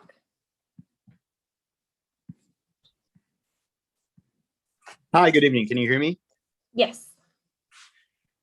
So first, I would like to thank you for the flexibility that you demonstrated in working with Cumberland Elementary School in order to open the kindergarten this year. I'm really happy about that. But then I think a lot more need to be done. Dr. Gallagher talked earlier about equity. And I would like to state that currently in the current model, neither equity nor equality is not being demonstrated. For privileged families that can afford themselves, that one of the parents will not work just to support elementary kids, driving them to school and then picking them up after 2.5 hours. And then on Wednesday to have them full day at home. And me personally, I have a kindergarten and a third grade kid, which means my wife at this point cannot work at all. She's full-time, home, staying at home, mommy and teacher. I'm not even talking about families with far more severe socioeconomical conditions, which needs to take a hard decision, leave their kids alone or have them walk without any guidance or protection from school to home and then come home to an empty house while their parents must go to work. They need to provide for their families, right? We need to solve for that. The second thing I would like to address is what are their plans for next year? What are the guarantees and assurance that things will be different next year? And I would really like to hear from the board, what are the plans to assure it? We've heard last summer promises about schools that are going to be open on August 2020. And 2 weeks before the deadline, you pull the plug. How do we know that right now you're not just waving your hands, but have concrete plans of reopening with the right infrastructure and the right tools to do it? At this point, a lot of the community has lost the confidence that we have with this board. And we need some concrete answers and a concrete plan that will assure us that on fall 2021, our kids will have 5 days of full days at school. Thank you. Thank you. Next up is Jesse Weinstock and then Uri Tal. Hi, can you hear me? Yes. Awesome. Good evening. Thank you for providing another opportunity for our community to access and share important information. My name is Jesse Weinstock. I play several different roles in our district. I'm a science and social studies teacher, as well as the facilitator of the 7th grade AVID elective course at CMS. I'm also a co-SEA union site representative. Furthermore, I sit on the SEA executive board as the chair of our political action committee.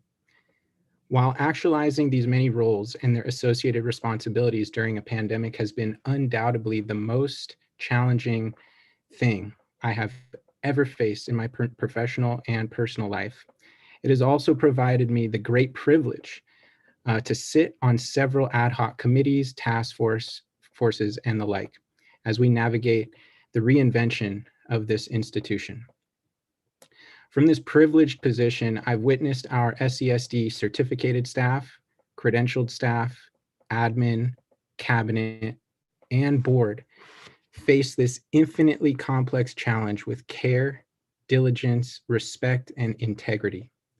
While anyone who works in education can attest that the name of the game is flexibility, the degree to which these different district players have responded to these dynamic conditions is truly miraculous. While our district's progress in reinventing what school looks like might not be identical to neighboring districts, I am extremely grateful for the approach Sunnyvale School District has taken towards meeting the diverse needs of our students and their families. Considering the diversity within our district, which I deeply value and proudly celebrate, it's virtually impossible for everyone's needs to be met here. Nevertheless, our district cabinet and board 30 seconds. have continued to offer a multitude of opportunities for community input, feedback, and review. While there have been mistakes made along the way and certainly more mistakes to come, district cabinet and board have repeatedly demonstrated their commitment to owning their choices and learning from their mistakes, modeling the exact behavior we teach our students. I consider myself blessed to work in a district who practices what they preach, who's willing to go so far beyond what bylaws dictate to include community voice in the process of reinventing school. While it's important Time is up, Jesse. high expectations, it's also important to recognize the successes as we grow. I ask that we Thank you. And the next up is Uri Tal and then the Gundersons. Hi, I'm Uri Tal, parent of 3 boys in Cherry Chase, SMS, and Homestead High. This week on Monday, there was a very important judge ruling, while although temporary, is essentially telling the state that the default state of schools should be in-person learning, prohibiting the state from enforcing the 4-feet distancing and cohorting of the January framework. Let that sink for a second. School should default to being open. The state was not able to provide any scientific evidence to the judge to justify their framework. We keep telling ourselves, hey, schools were completely shut down for a year now, and now we're starting to open them, hooray. Not that we're not excited about any opening, but no, the bar should be much higher than this. The default state of schools is open, not closed. You should have a very good explanation for why my 3 kids are starting to get back to school only after spring break, a month and a half after we moved to red tier, for only 2.5 hours a day, 4 days a week. By all means, this is not opening school. It's an excuse for saying we opened them and for receiving the billions of new state funding. How is this opening helping equity? How is this helping working parents that can't drive their kids for only 2.5 hours a day? The county distancing guidelines is not a good explanation. You should strive to open schools and allow as many students as possible for as many hours a week possible to study in person. Fight the county, don't accept the ruling. The CDC is also changing the distancing order as we speak, and we should work under the assumption that in 1 month from now, we should be able to fully open for as many students as possible. There is a way to open safely. Our president, our governor, the CDC are all advocating for that. Dr. Gallagher, in your email to me today, you said that your attorneys are examining the judge ruling that I mentioned. I hope that they are not examining it to find holes in it or or ways to say that this doesn't hold for our district. I hope that they are inspired by it and thinking of how to send letters and call the county to convince them that they are preventing the district in fulfilling its purpose in life, which is to provide good education for our children. Thank you for the opportunity to comment. Thank you so much. And then we're down to our last 4 speakers. So we have the Gundersons, Eric Gunderson, R.T. Ramaswamy, and Carolina Krasinska. So the Gundersons is up first.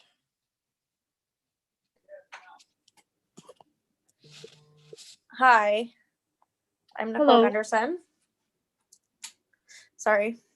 I'm a resident of San Miguel, and I have a current second grader Hannah, and incoming kinder Daphne at San Miguel in the Juntos program. We love the school and the community and the program and our staff, and especially Mr. Ybarra and Nicole Fiala. I used to have a happy and enthusiastic learner and child starting last fall, I began to have an angry, sad, and lonely and miserable child. Hannah has been in therapy since October 2019. It's better, but it's not okay. Zoom school is not an education or a way of life. I understand the need and the role that it's played in the last year, but things have changed and there are now vaccines and new tiers. We were given a survey late last year that we are now bound to, so it seems. We requested to stay with our teacher, which we thought would mean that we would go back when the tiers changed, but that seems now to be a guise that meant to stay at home. I asked to change, but we were told immediately that that was denied and we could not. Some kids are back to school through the SLG, but that's just a wet blanket on a forest fire. This year seems to be broken and people have given up. So my choice is, or my suggestion now is to look towards the future. San Miguel needs to open up this year for people who have changed their minds. Even a lottery system seems to be needed. Summer school needs to be available. Our kids are behind, especially our Title I kids at San Miguel. You need to notice us at San Miguel. You need to see us. We need to be listened to. You need to be more transparent with us, which means that we need to be given a new survey that doesn't bind us to the one we filled out in December. You need to get our kids back in school and they need to do something differently. Han and Daphne are counting on you, as are all their classmates who may not have this voice that my girls are afforded. Thank you for listening. Thank you. And next up is Eric Gunderson and then Arti Ramaswamy.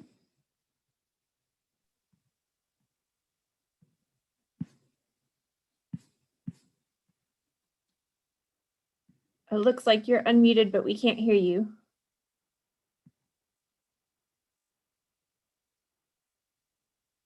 All right, there we go. You should be able to hear me now. Yes, now I can. Okay, thank you. I just wanted to say I appreciate what Mr. Nishihara showed on the Excel sheet showing the schools opening with Bishop, Cherry Chase, Cumberland, Ellis, Fairwood, Lakewood, and Vargas schools. It's pretty frustrating being a parent and having to explain to all my friends who live in other schools and their kids are back in school. It's embarrassing to me telling them, I don't really know why the schools aren't open. I go through my wife, she tells me, there's no way for the kids to go back to school. There's not enough teachers for these classrooms and this, and I understand that, but there needs to be a plan for these kids to get back in school. For having them on Zoom class is great.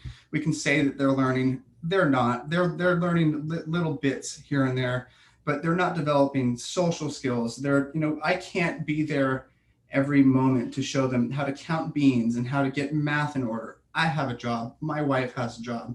We both work from home. Having to do our full-time jobs and be homeschool teachers is next to impossible. Skipping meetings, missing meetings, kids screaming in the background.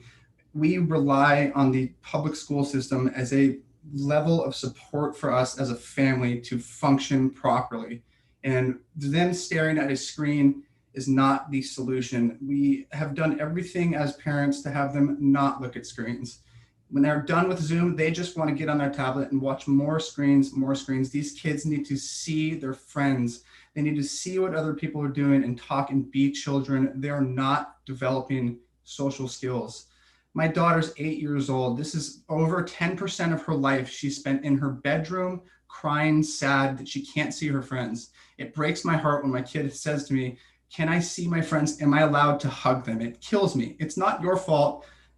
We're all dealing with it, but the fact that there's no clear plan when we ask, are they going to be able to go back to school in the fall? They say, no, we don't have one. It is debilitating to hear those words from school teachers and principals and vice principals that they don't have a plan for these kids to get back into the classroom. It has to be a top priority. These children are going to grow up and run the country someday, and we are doing them such a disservice keeping them staring at a little 8x10 screen and pretending that they're learning. They have to get back in the classroom, and it has to be our utmost priority, especially for our San Miguel students. Your time is up. Thank you so much. And then we have Arti Ramaswamy, and the last speaker is Karolina Krasinska. Hello again. I've read the MOU for virtual school, whatever is up on the website, but don't see the specifics for the hybrid MOU, since I assume that also provides some constraint. I know Dr. Gallagher touched upon the constraints we have, but I assume the MOU also has some constraints. So does the MOU dictate how many teachers can come in person and how many hours they can teach, and/or aides or subs can be hired? The MOU has been mentioned a few times in the board meetings, and it'd be good information for most parents here, I think. Now, moving on to the 7th, 8th reopening plan. For the 7th, 8th graders, has the model been decided? And also, it'll be useful to spend specific details with the survey. For example, which teachers are coming back in person, or do they have a choice? What is the overall safety plan? Apart from masks and filters, what else is going to happen regarding safety? What happens in the passing period? Is there a possibility to stagger the passing periods? Assuming there are more students than is allowed in a classroom, given we are in spring already, would you be considering having classes outside? With respect to the schedule you showed, what happens on the other 3 days for the A-B cohorts? And Dr. Gallagher also mentioned that the schedule will not change, so it is unclear how the schedule will not change given the kids now come only for 2 days. Can you please clarify? Thank you for your time.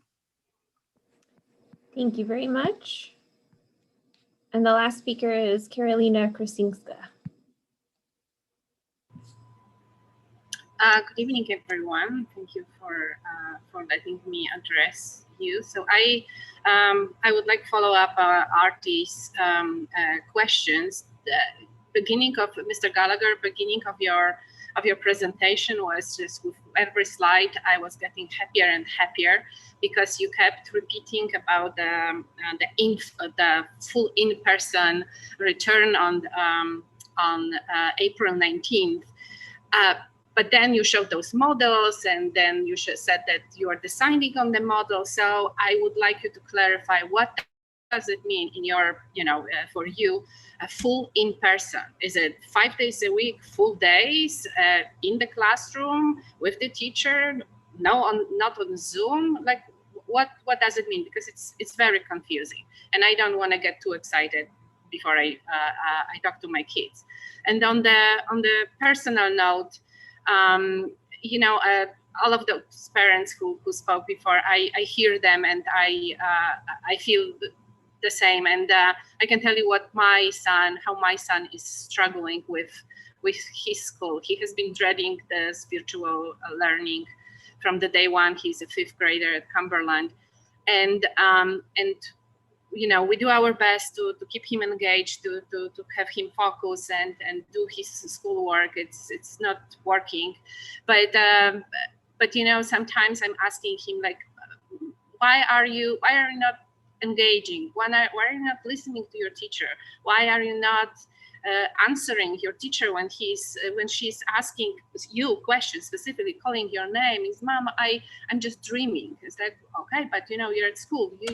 You need to focus. Like, Mom, I can help it. I'm dreaming about the time I will be happy again. Thank you. Thank you. And that was the last speaker. All right, board, I just want to do a quick check. We have, I think, a little bit over 10 more minutes to go the full 40. We want to open up if there are a few more people who wanted to speak and go to the full 40 minutes. Are we good with that? Okay, so I think there are a few more people. We have 2 more people. We have Nicole Leonard and Karen Boyman. So Nicole Leonard. Okay, and let's give it, before you start, let's just give it one moment in case anyone else wants to. And then you can read off the whole list, Aaliyah, for us.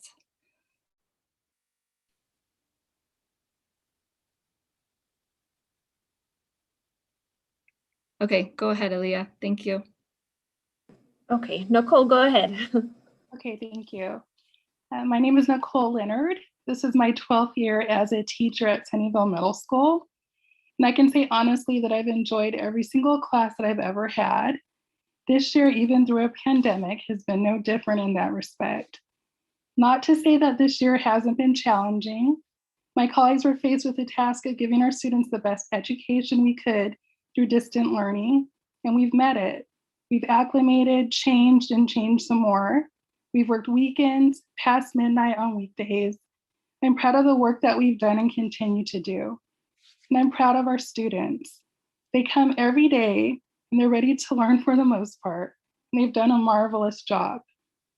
I've attended the board meetings, and the last one was particularly unsettling for me. The things that people in our community were saying about our district, teachers, and student achievement were disparaging, untrue, and quite frankly, insulting to me and my colleagues and my students who put in the effort every day. Clearly, distance learning is not the same as in-person teaching. I've had to create different experiences for my students virtually, and some things couldn't be replicated. But that doesn't mean all was lost. I feel that I gained something with this experience. Oddly enough, I've gotten to know my students better. Maybe there's something about smaller class sizes. My students overall had higher achievement. Their essays were better. I'm proud of my classroom communities. My students were helpful to me, to each other. They put links in the chat, reaching out, helping classmates, and encouraging each other on a scale that I had never seen before. During these challenging times, I got to see the best of my colleagues and my students. We've lost things with COVID, but some things were gained. Yes, I want to go back to the classroom, but I have reservations. For me, it isn't safe. I feel that people are so motivated to be politically right that they are forgetting to do what actually is right. The demand to reopen to full capacity 30 seconds. without any idea of the inner dynamics of an education institution shows a lack of insight. I've taught in this district for 12 years, and it's the first time I've ever felt disappointed in my community. Something has been fractured, and this attitude toward the board, district, and teachers is not warranted. We go over way for our students every day. We're not to blame for this situation. The blame lies on the administration prior to this one. The prior administration knew how. Time is up, Nicole, I'm sorry. Thank you. And I just would like some consideration for our welfare. We're people too. Thank you. Thank you. And then we have Karen Boyman, and the last one is Susmita Chatterjee. Can you hear me? Yes. Thanks. Okay, so I want to raise two concerns I had. We hear a lot about kudos to the teachers and a lot of self backpatting here for the board and other parts. If you genuinely talk with parents and the kids and, talk with them, candid conversation, not with a timer in their face, you'll hear what, I'm hearing from people I speak with. One elementary aged kid screams in tantrums and can't attend Zoom and just watches TV for the past couple of months because they can't attend school like that. One teenage mom, which I actually know her, checks on her teen every couple hours to make sure she didn't cut her wrists. So we end up as parents, we end up being the real heroes of this pandemic. We give up our jobs to sit down with our kids and tutor them and teach them. We teach them math, we teach them ELA, we teach them science because they don't get much from the Zoom. That's the first concern I had, and I wanted to raise, and I want to say a kudos for all of the parents here on this chat, which I can't see, and the chat is also disabled.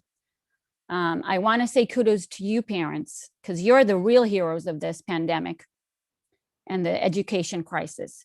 Other concern I had was there is one, concept, one thing we're hearing, like we're excited about opening schools, but there is a different conversations going on in the classroom. And I wanted to ask the board if you are aware of that.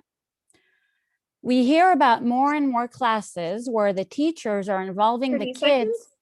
with, do you want to go back to school, and presenting them with pros and cons of coming back or not coming back, involving them in the decision, telling them they could sleep some more if they don't have to commute to school and things like that. It happened in Cumberland several times, happened to my son. The principal is aware of that. I wanted to ask the board, are you aware of the disconnect between what we're talking about in this conversation versus what's happening in class? Thank you so much. And the next speaker is Susmita Chatterjee. Hi, can you hear me? Yes. Yeah. So I'm a Jerry Chase parent of a first grader, and I have to say I've been really happy with virtual school. So it's kudos to the teachers and our school. However, I do want to say that, you know, I'm also a scientist, and I've been at work since last June. And I do think we should seize the moment when things have become better, because you don't know what's going to come in the future with variants and stuff. So I really do think if we can give these kids an opportunity to go back in person, whether it's for 4 weeks or 8 weeks, it will really benefit them, because you really do not know what fall will have or what summer will have. You don't know how long these vaccines, you will have immunity to it. So I think we should seize the moment today, because we are in a better shape. You know, if you go to any school parks, kids are playing. I think parents would be okay to send their kids back to school. So and you know, the teachers are mostly vaccinated. So I do think we should consider that, because we don't know what the future lies, and you cannot have the kids be in school for, you know, extended periods of time. It will only harm them.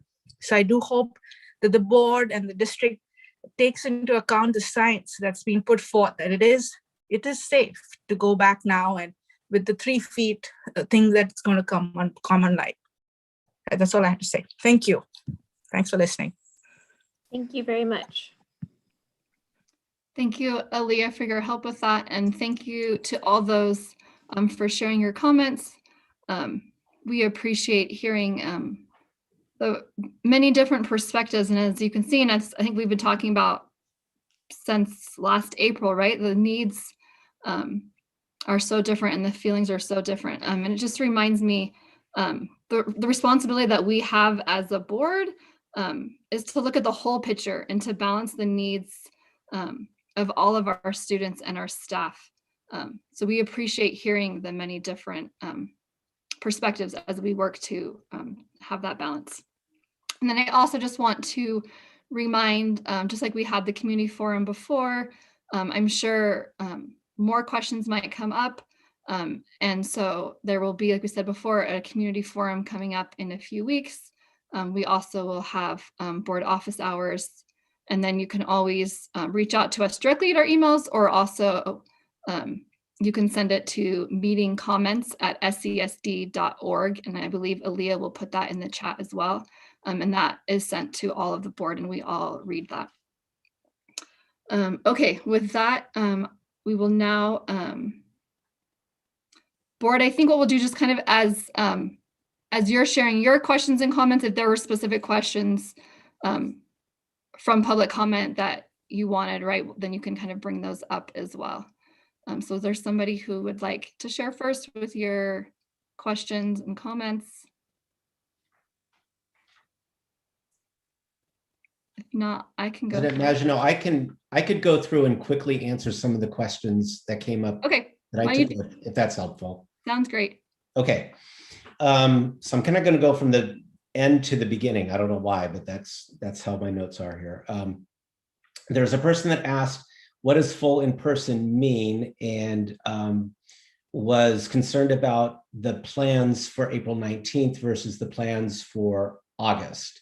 And so full in-person means 5 days of a week of school in person for every student on a typical schedule. So much the way it was on March 13th of 2020, March 12th. So that's what that means to me. And so that particular speaker was saying, like, she was hopeful when I was saying that, and that's what I mean about that, right? So April 19th is after spring break, and that's the date that we will be having 7th and 8th graders return. And we haven't completely settled on the model. What I was sharing with the board and with the public was just two models, what Palo Alto is doing and what Fremont High School District is doing on April 19th, after spring break. So that's the difference. Now, it's conceivable that we could do something different than that, especially if conditions allow for it. Okay, so that's Mike, that answer. Mike, before you go to the next one, do we have a date of when we will know like what our plan will be for 7th and 8th? Early next week.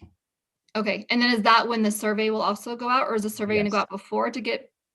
No, the survey is going to go out next week. Okay, Yeah. thank you. Yeah. Okay, so then there was a question about the role of the MOU versus our plans, which is a really good question because sometimes we conflate those two, and we do it, and so I understand why that confuses the public.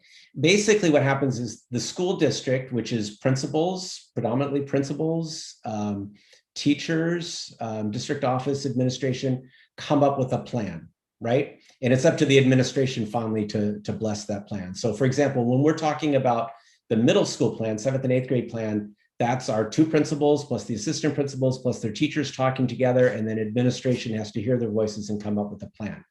After we come up with a plan, we then say employee groups, so CSEA, SEA, Teachers Classified Union, this is the plan. We now have a legal responsibility to negotiate the effects of those plans that we've come up with them for working conditions. That's just under the law. So that's the difference. So the plan is made up with input from various groups, and then we negotiate an MOU on the effects of the plan. Okay. So Mr. Gunderson was saying, I want some assurances that we'll be going back to school in the fall. Yes, we will be going back to school in the fall. I'm confident of that. The only constraint, because that was a question that several people had, is the spacing guidelines and the cohort size guidelines and perhaps liability, although I'm becoming less concerned with that as conditions improve. So those are the constraints. It sounds as if they're slowly being removed. And as I said in my presentation, if they're removed tomorrow, which is possible, maybe the CDC will change some of the constraints tomorrow. That doesn't mean like that we can change, because we have a whole community with diverse interests and diverse needs and diverse concerns that are affected differently, right? So we would have to then work with our communication. That will make it hard to make a significant change, substantial changes like today, maybe by the end of the year, certainly by August, assuming everything stays on the same trajectory. So again, will we be back in school 5 days a week in fall? Yes, I'm confident of that. Mr. Tall mentioned the temporary restraining order out of Southern California. He noted that it is in fact a temporary restraining order. I did consult with our legal counsel, and the counsel basically confirmed that it's a temporary restraining order. It's only in effect until the end of March, when there will be another hearing. There's a possibility that the temporary restraining order will be stayed. In other words, will be held, I'm going to use another technical word, held in abeyance. It's going to be pushed aside, and then the current conditions would continue. So it wouldn't be wise to act on that temporary restraining order. Well, it would be, if we were to do that, then the consequence would be we might have to undo everything in 2 weeks. So my thought is we have a plan to get kids back to school. Of course, for some it's too slow. Actually, for me, it's slow for everyone. But if we start changing the plan now, that will really slow things down for the spring. So that's my advice about that. But we are watching the temporary restraining order. The attorney said it's also likely that the state will probably come back with some response if it's held up, but that's just in a legal process right now. Let's see. Ms. Koo, the teacher at CMS, asked about the pilot at Sunnyvale Middle School for food, the food bundles. Yes, we're starting that next week. I will say that the high school district early in the pandemic maybe it was in the summer, actually out of CNC was delivering food bundles similarly, and they had very low response for whatever reason. So that is something that we could look at again, but that's the experience there. And if it goes well at Sunnyvale Middle School, that would certainly encourage us to possibly expand it or try it again at CMS. And the last one was actually one of the first comments. What is the problem? Was what the question. What's the problem? And I would say, like right now, it's, as I said, it's the guidelines, the space guidelines, and the cohort guidelines, and the potential for liability if we don't follow those.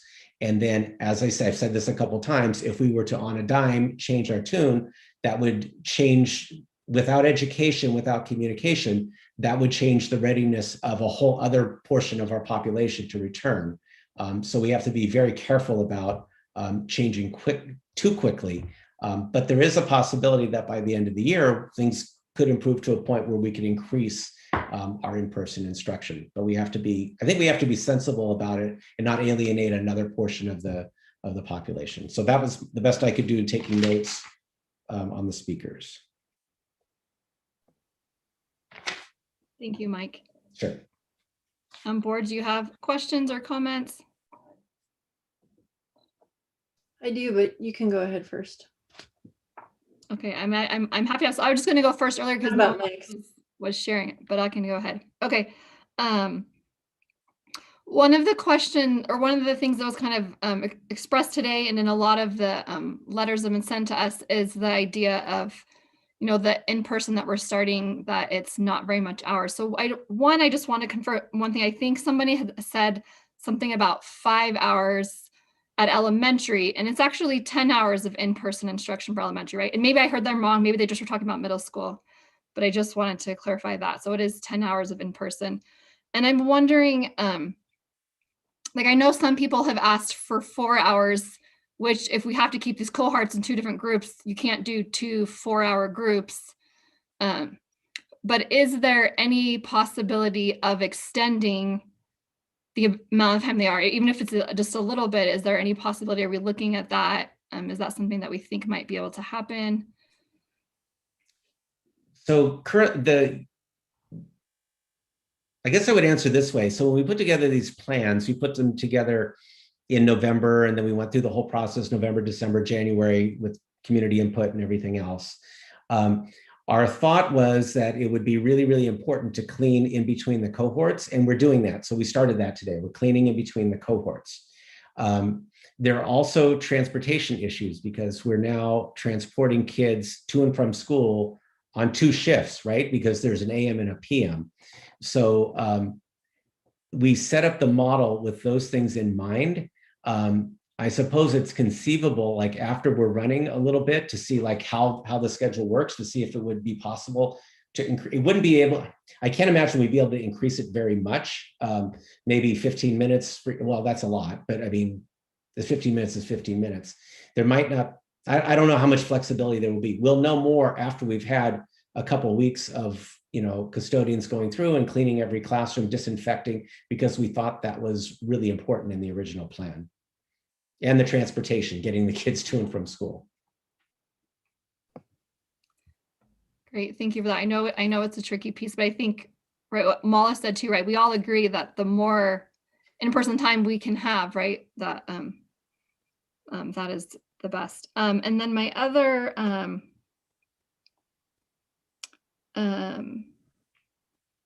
okay, the other one was the surveys, but I already asked that earlier. And then for the, you were talking about, Mike, about, you know, we've had that reopening committee, but kind of revamping it now. And so my question is, what is staff going to do to make sure we're getting a diverse group of, I mean, besides, you know, different staff members, but also for the community, getting different, you know, community members who have different concerns and needs at this time?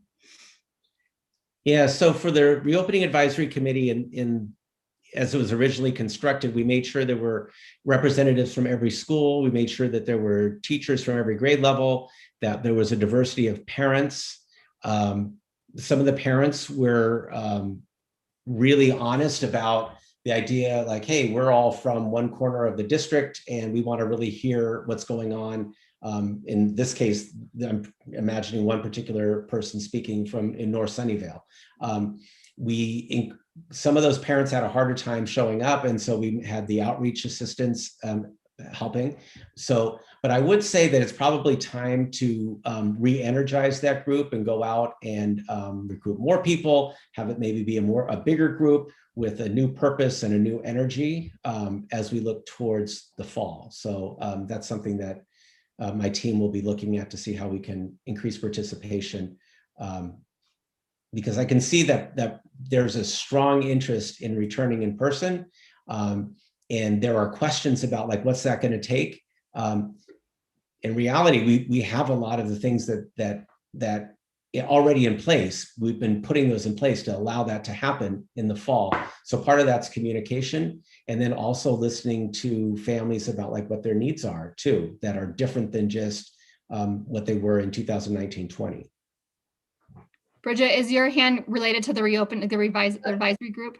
It's just, yeah, it is just about that. I just wanted to add on for clarification. So like right now, the families or the people who are in that advisory group, there's no, like, the information that comes out of that group is just reported out by the district, right? So there may be input that's going into those discussions that the people are having, but maybe some more communication it's just so outward condensed yeah. in what goes out that the discussion isn't really captured. So I would suggest that regardless of who you have in the group, that, you know, maybe there's a little bit more of a report, or maybe the people who are there go back and discuss what was done, or report back to the PTAs or to the school coffee with the principals or something, just so that there's that piece of it, you know, because I get the sense that some people, there may have been more discussion and it just might not have been communicated. It's just the result was communicated, you know?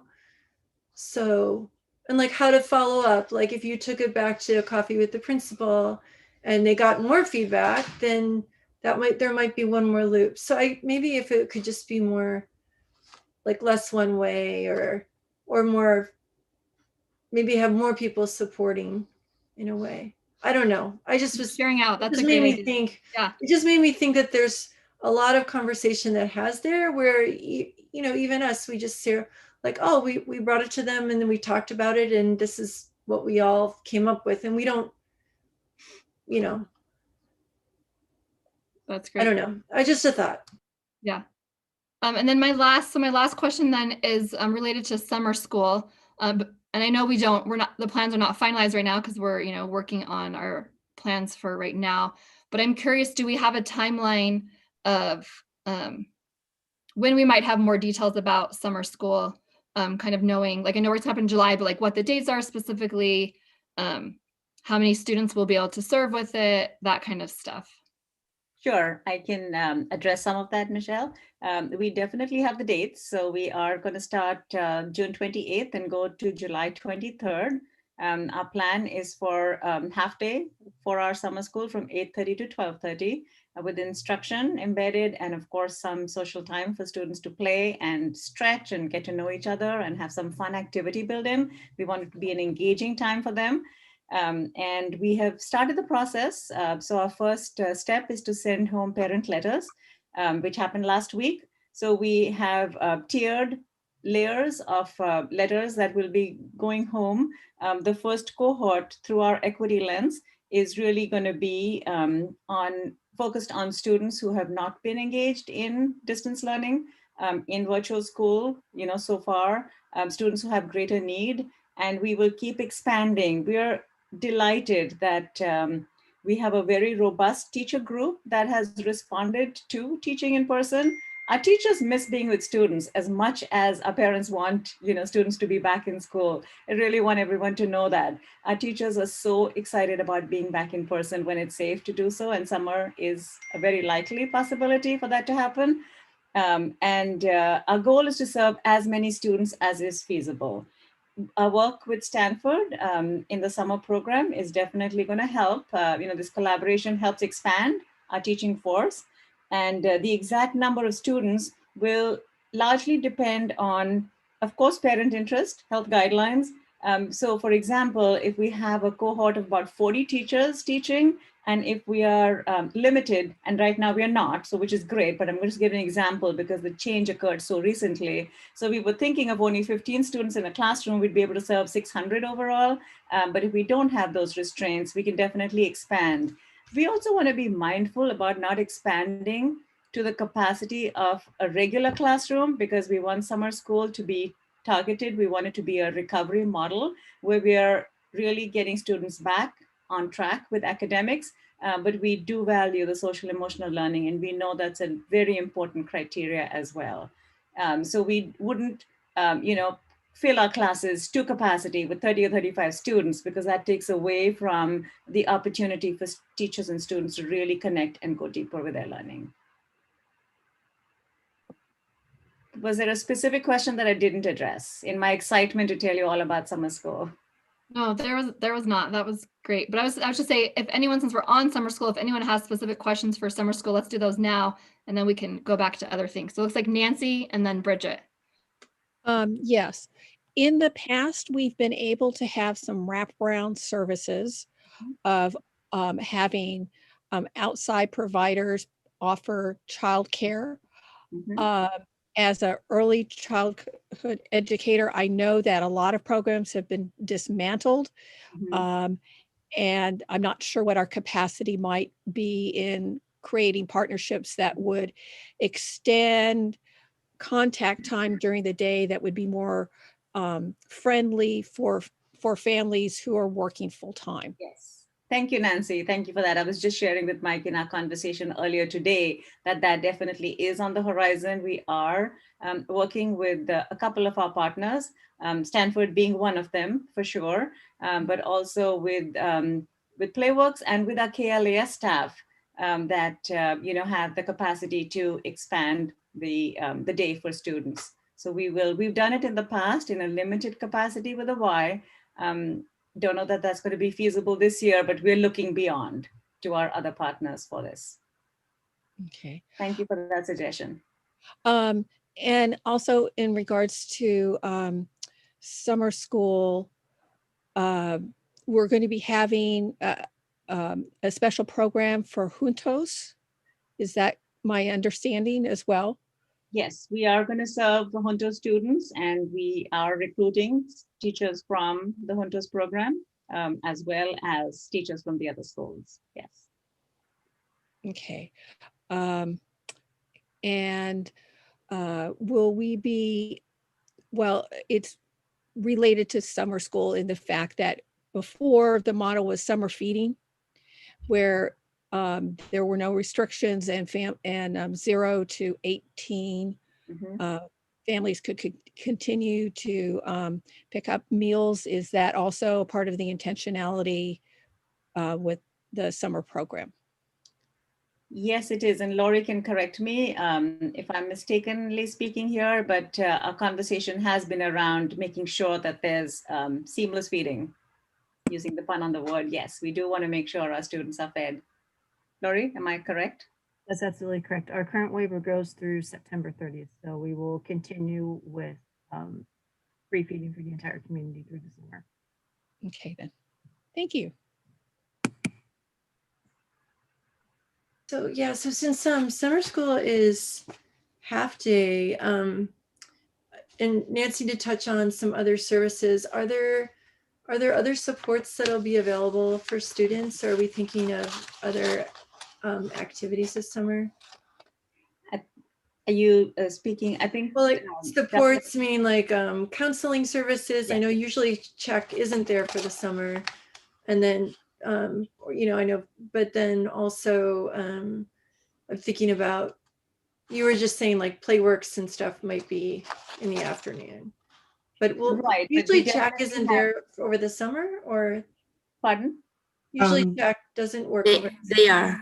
Yeah, let me answer that one, Ms. Ahuja, and then you can add on to that if needed. But yeah, every summer we actually do 3 different things, and we're preparing to do more of that this summer. One is any students that are receiving counseling, we try to set them up to continue either with who they're working with if it's possible, but if not, connecting them with another counseling source so that if they need something during the summer months, that they're still connected. So that's one resource that we provide, and we'll continue to do so this summer. In addition to that, we will have at least, if not more, 2 social workers working the program for summer, including some interns to support any students during summer within the schools that need support. In addition, with our social worker, our behavior supervisors and behavior technicians work and support some of the work that students might need socio-emotionally. And then third, we have partners, CHAC, you've mentioned being one of those. We also work with 2 other agencies. And so students who may need something that's more intensive, that is beyond our scope, then we have referrals in place to provide those services to students during the summer. Those were, and are we, can you just repeat which schools exactly? I asked it in the packet, but just like for the record, which schools we're thinking are going to have summer school right now? We are thinking of having it at both the middle schools and definitely at Lakewood, Vargas, and Bishop. And of course, serving San Miguel, Cumberland, Cherry Chase, and Ellis students at one of those locations. Mm-hmm. Okay. Thank you. That's all I have for summer school. I have some other questions on reopening.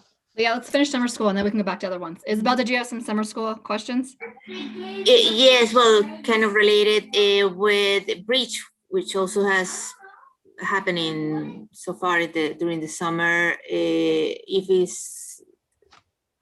we're gonna try to make it in person, or is it gonna be also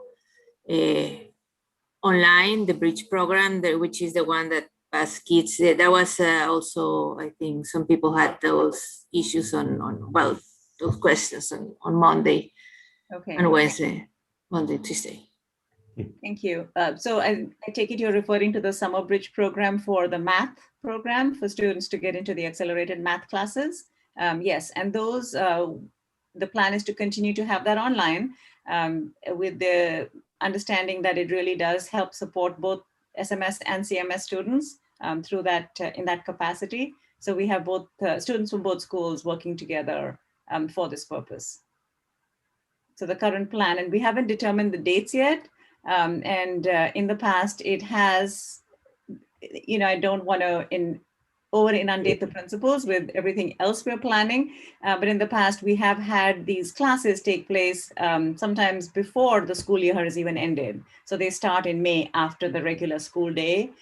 So that may be the model, and then it would continue to be online.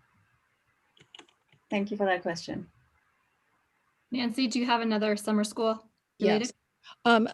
Last year, we had offered some online enrichment to keep kids and students and families engaged throughout the summer. Are there any plans for offering any supplemental programs in those regards yet? So I'm sure like many of us, Nancy, and I'm just speaking on the spur of the moment, we have had so much of online exposure this past year that I think the more we can get out and be in the open and be in the sun and do outdoors activities and physical activities and have actual books in our hand and conversations with our friends and play with sticks and stones and we climb trees, I think that's what we'd recommend more than anything on the screen.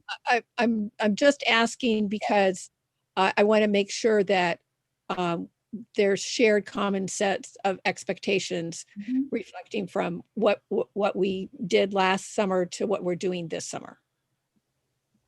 Thank you for the question. Yes. Like, so just to add on to that, like, are we going to be taking all the computers back in for the summer?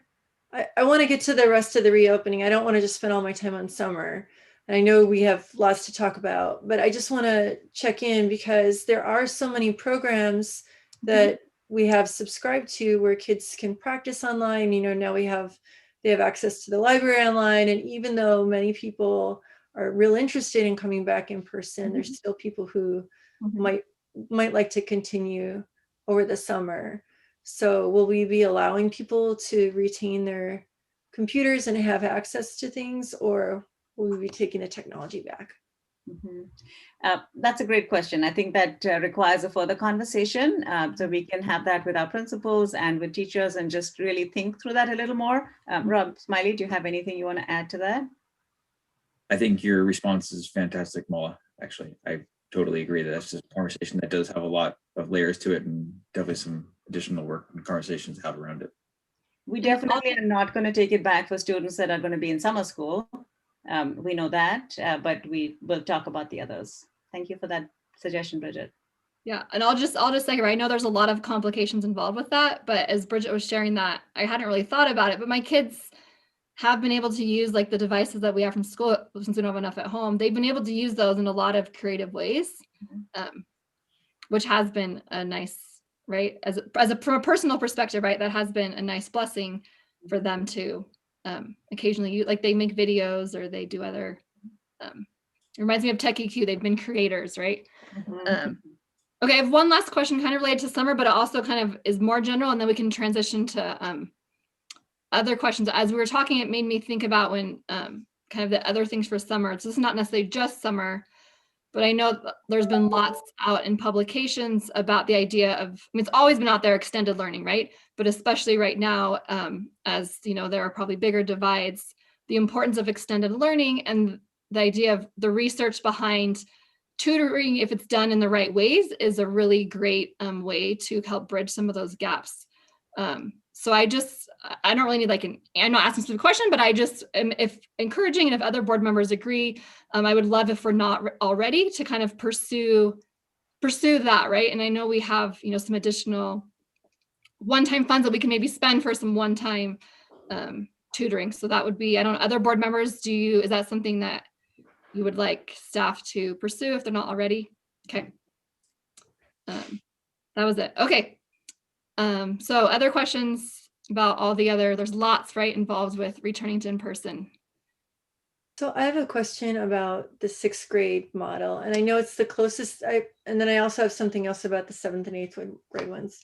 So the 6th grade model, as it's presented right now, concerns me a bit, because the last time, you know, we were talking about it and we approved it, it was 4 days a week, and they were for our kids who were not responding to virtual school, and they were targeted. And then we talked at that time about having extended supports in the afternoon. And now we're in order to accommodate more students for the in-person model, we're talking about 2 days a week with 1 day kind of short virtual day. And then the other 2 days asynchronous, which allows the teacher to do, who's split that classroom, allows a teacher to do work with the other students in person. And what I appreciate about the in-person model in this model is that it truly is in person, that the students really do have the teacher's time and the teacher's attention in the room, right? It's not, they are not looking into a screen. The students will be engaging with each other. And I think it's a really excellent model if that's what we need to do to accommodate more students. But if we're hearing that, like, my question is, did we move to 2 days because we heard so many people would be more interested in that hybrid model? But when we asked them, they were thinking 4 days. And now we're asking them, and now we're down to 2 days because we had so many people respond positively. I just try to understand how we got to 2 days, because I respect the model and I respect the intention behind it. But now we're at 2 completely asynchronous days that we weren't at before. And that concerns me. Like, you know, I know that there's a separation right now because we're on the school board, but everyone on the school board is a parent, right? Like we all have children. They may or may not even be in the district, but, you know, like we do understand that side of things. So that's my question. My question is, how did we get from what was the rationale to get us to 2 days with 2 days asynchronous? What made those numbers happen? It's just a clarifying question. Sure, and I can address that. And if Jeremy, you have anything to add to that, that would be helpful. So it really is exactly what you said, Bridget, is about expanding the possibility to more students. And the only way to do that within the safety guidelines was to have it be adjusted a little so that we could have it done in a couple of cohorts. That said, I will add a little caveat that as we're talking about the 7th and 8th grade models, which are in the process of being constructed, Dr. Gallagher referenced, right, the secondary models, and that's a possibility. And if there is a possibility, there is a slight chance that if the 6th grade teachers, say that that's something that might work for us as well, and that's something that would really allow us to serve more students and have them on campus more often. That's a possibility that might emerge, but right now, this is the model that is in effect for 6th grade in order to serve a wider range of students. I totally hear you. It's that the number, the equity in servicing more students and more families. So my second question, on just to piggyback onto that, is then, do we have any preliminary data? I know that the 6th grade survey went out. Do we have numbers in for how many people are saying, yes, it's worth it to me to have that small amount of in-person teacher time, and I'm willing and my child is able to function in an asynchronous manner the other days? Like, do we have an idea of how many people that is? Or if not, when will we know? So these surveys were sent out by the school sites. We do not have them. I do not have them, we do not have them centrally, is what I understand. Jeremy, please nod if you agree. Thank you. So we know we're in sync. So the survey was sent out by the school sites to enable them to gauge the need of their community and provide the services to respond to the need. So this is really the way of being responsive to what the parents are asking for. Okay, and I'll probably get in trouble for this because I'm probably a little bit wrong on this, but the preliminary numbers that were coming in were at Columbia, and Jeremy, like maybe you know more about this, because as Mala said, the numbers were going into the sites. The preliminary numbers at Columbia were about a third were interested, and at SMS it was about 50%. Mm-hmm. Okay, which, well, yeah, that sort of tracked with the data that the high school district was getting. Wait, isn't, so you're saying that that's for 6th grade? 6th grade. For 6th grade, okay. Yeah. And do we have the staff to cover those requests-ish? Are we thinking that is something we're gonna? That's the work that's taking place right now. Those are the conversations they're having, and staff is really being responsive and wanting to do the best they can to serve as many students as they can. So we really are relying on the school teams to have those conversations and figure out exactly how we can serve those families. Bridget, I think that's a really good question, and I can interject. I want to answer that from a broader standpoint, because some in the community have had that question about staff availability, like, is that what's holding us up? And I've said that staff is not holding us up in implementing our plan. That has been absolutely true to this point, because we have, although some parents I know are saying, like, I wish you would survey me again, because I would say that I'm more ready now than I was before. All that taken together, we do have enough staff, or have had enough staff, to meet the needs of the community. Not all of the community has been interested in coming back. And some of the staff have other constraints, so we haven't had to push that, except for in a very few cases so far. As we move into a model that's every student every day, and there's still childcare issues for families of our employees, there's underlying conditions still, there's some other constraints. That's where Jeremy and his team are working with teachers. Every teacher every day, that gets harder. So that's broader than what you asked, but for the 6th grade model, I think we're pretty close as it currently stands. Okay, so then my question for the other models, I've been looking at secondary models around the valley and looking at them around the country and other areas and reading the articles and watching the news and all that other stuff too. And you know, some of the Zoom from the room models, the students do not move. They're in their advisory or their tutorial class, and they stay there, and then or they're with one teacher, even in secondary, and they're the only time they get that teacher as their teacher is when their class periods line up and they happen to be in their room. And so, like, you know, when you were talking about, I don't know what the Fremont Union High School District model is going to be, but it looks very similar to ones where the kids in virtual school stay virtual all the time. There's an A and a B cohort. They come, they move through the campus, they go to their classes, right? But the teacher's teaching, it's the same teacher. There's still virtual kids in the same classes. So like, let's say if I took, you know, 9th grade history or whatever, I took a class by 9th grade biology, and I want to stay virtual, and I had a certain teacher and whatever, I wouldn't lose my 9th grade biology place. I would just Zoom in for it. And on Mondays and Tuesdays, it might be with cohort A, and on Thursdays and Fridays, it would be with cohort B, but we'd all be in the room. And so that is such a different model than the 6th grade model that we have proposed, right? And for the teacher and for the students, right?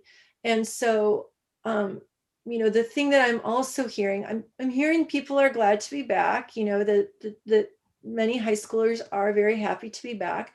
And I'm also hearing that many high schoolers are opting out, but it's very easy for them to do, because if they feel not comfortable or they need to be at home or whatever, or they have a good setup at home, they can be at home.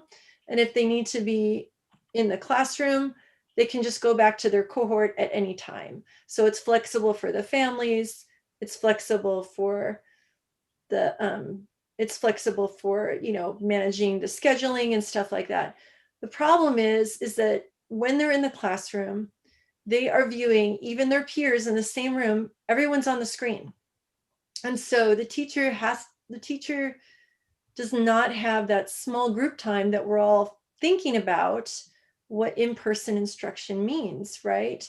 So the teacher is in the room with a few students that are spread out and socially distanced and may or may not be friends, you know, whatever, but they're spread out, and if they want the teacher's attention, they have to raise their hand on Zoom. It's not the same. So I know that there was a teacher at, I don't know if maybe it was the community meeting or the last board meeting, they were just talking about like, they're ready, they just would need some training on that. But I guess I don't necessarily understand the difference between what you're saying is like the Fremont Union High School District model and the Palo Alto model, because neither of them seem to have the component that our 6th grade model does. And it's not that it's wrong, I want to understand if there is a difference, or if there really isn't a difference, if in your view or in your understanding of them. There's definitely a difference, Bridget. So that's why we show those as examples for the 7th and 8th grade. It's different from the 6th grade. Yes. You're right about that. And what you're sharing is one of the examples we are considering, the group is considering, because we did what you said as well, is look at, you know, different models. Why reinvent the wheel when, you know, we know what's working and what's not and what's feasible. You know, the teacher capacity, the parents, you know, families that want students to come back. And that's definitely one of the considerations that principals are having conversations with teachers about, because we want it to be a collaborative a solution. But so what is the difference between the Fremont Union High School District model and the Palo Alto model? Were they just two people kind of doing similar things, but it worked out differently because of availability of space, or was it like? I don't know if the high school district is doing Zoom in the room or not. I don't know. I don't know if anyone else. I know that that Palo Alto told us explicitly at their middle school level that's what they're doing. I don't know what the high school district's doing, what our high school district's doing.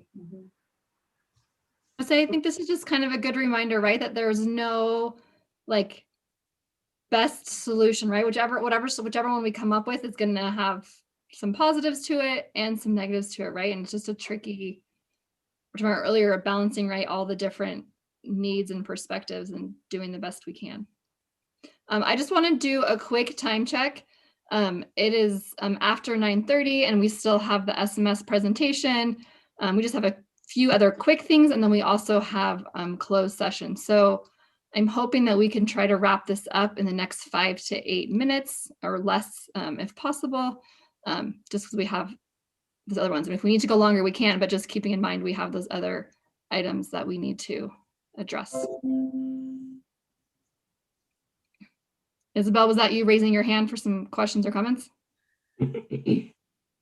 Yes, the general final questions. I just wanted to make sure that, I mean, a lot of people is talking about waivers here and there, and I just wanted to clarify,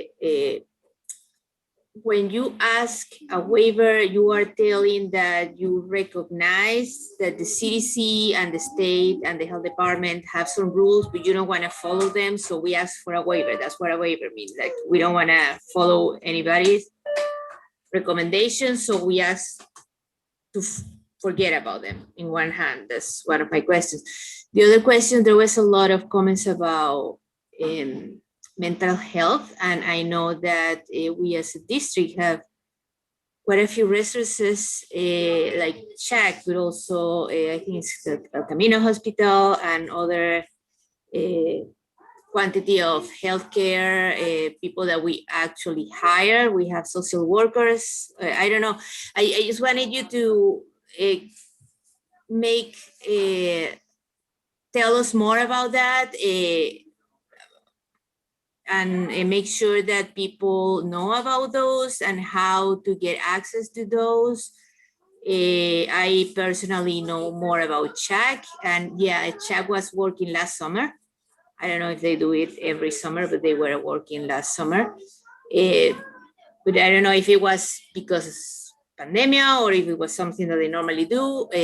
That would be good to know. And how many services and how people know about them and how people can access them during this pandemic crisis, and in or out of school, even if they are online, how does it happen? So yeah, those were my two questions about the safety. About you are telling us that you are sure that we're following.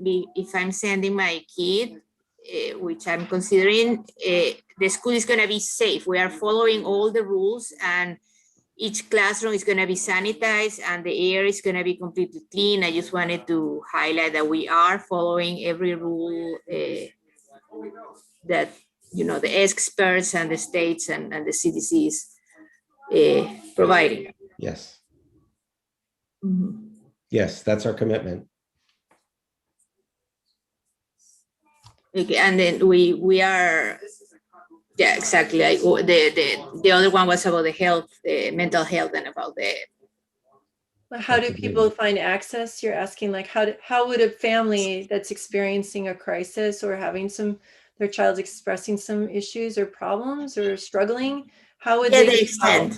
Mm-hmm. Yeah, the extent of the service we have, all the people that we hire, and that is part of the district, and how people find help, even if the kids are online or they will be in person. How does it happen? So, it's important to know and to share that. Yeah. Dr. Gallagher, would you like me to give some comments on that briefly? Yep. So basically, just to kind of build on what I spoke to earlier, we start at the school site. So what I mean by that is we inform our teachers, because they really are the gatekeepers, because they're engaging with students on a daily basis. And so if they see red signs, as a school district, we use the practice of essentially how you deal with the CPS issue. And what I mean by that is, if you suspect a child needs support, don't worry about the details of if they need it or not. just reach out to your school site principal or social worker, and they'll connect with that child and parent as appropriate. So just as a global way, that's how we deal with it in order to be preventive and proactive. As far as our parents and community, we've been sending things out even before the pandemic about the services, and we continue to do that. Also, if you go to our website, you will be able to access, and that number comes directly to our department. You can send an email or you can call, and someone will respond within 24 hours unless the email indicates that a more urgent response is required. And we will reach out and either support that family or student directly or direct them to the support of what they need based upon what they contact and what they let us know about.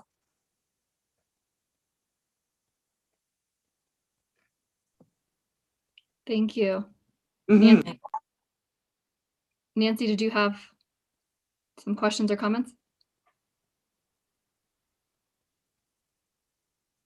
You're on mute. So. Yes, yeah. Yes, I had some questions.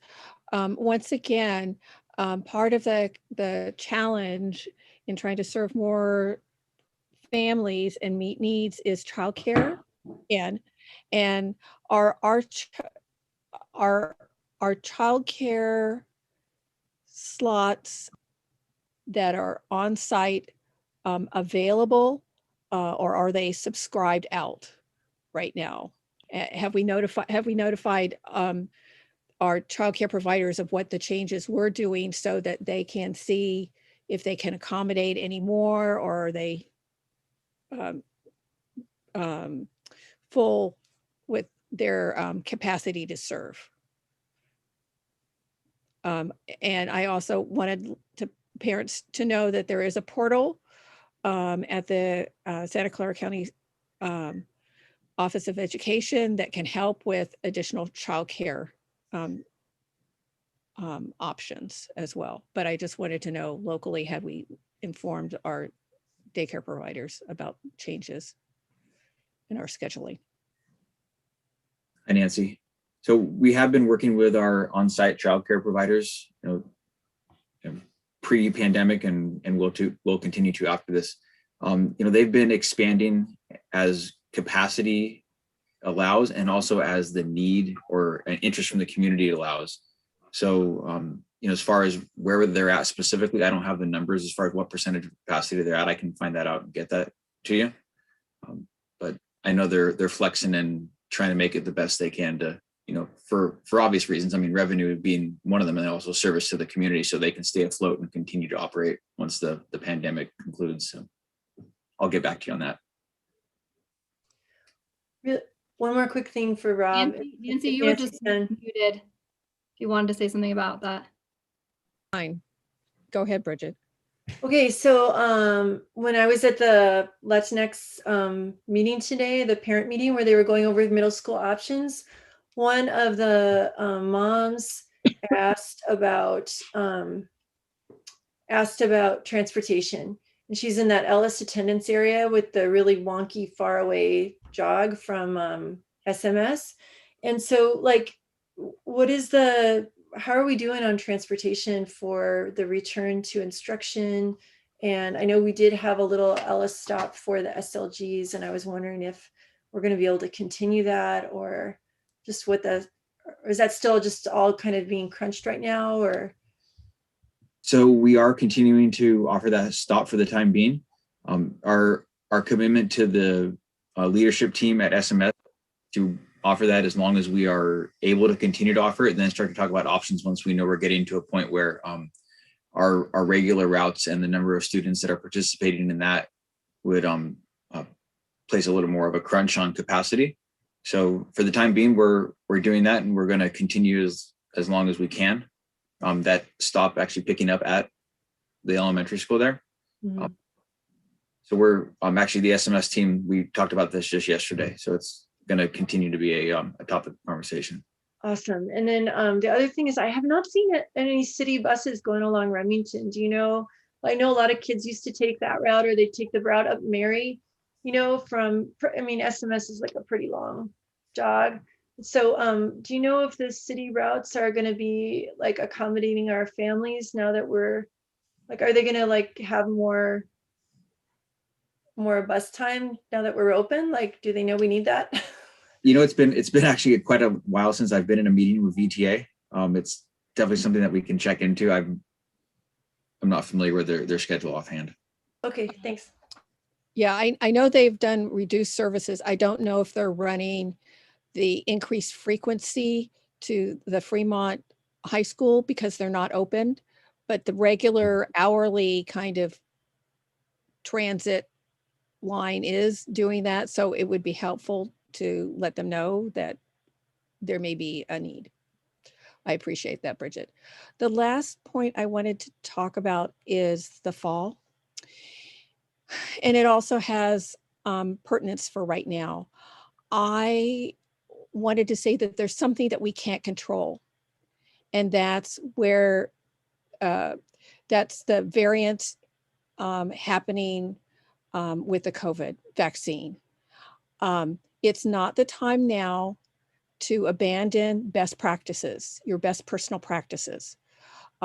If you're eligible for a vaccine, I would encourage you to do so. Continuing your personal hygiene habits, appropriately wearing masks is all a part of this. I mean, we need to be in this together. Part of the reason why you're seeing different communities do things differently is because of the community spread. We know that spread doesn't happen within schools, it happens within the context of an entire community. And so the incidents that you see happening among school children mirror that which is happening in the community. So we really, if we are continuing, I know everybody's tired and fatigued, but this is not the time to break best practices. Be faithful about what you can do in your own personal household to continue to make the community as a whole safer, and for us to be able to continue that downward trend so that we can continue to progress to additional levels of safety. So while it is my hope that things are going to be significantly different in fall, I would be remiss if I didn't say we can't control everything with the health conditions in the community. We need the community's help in that process.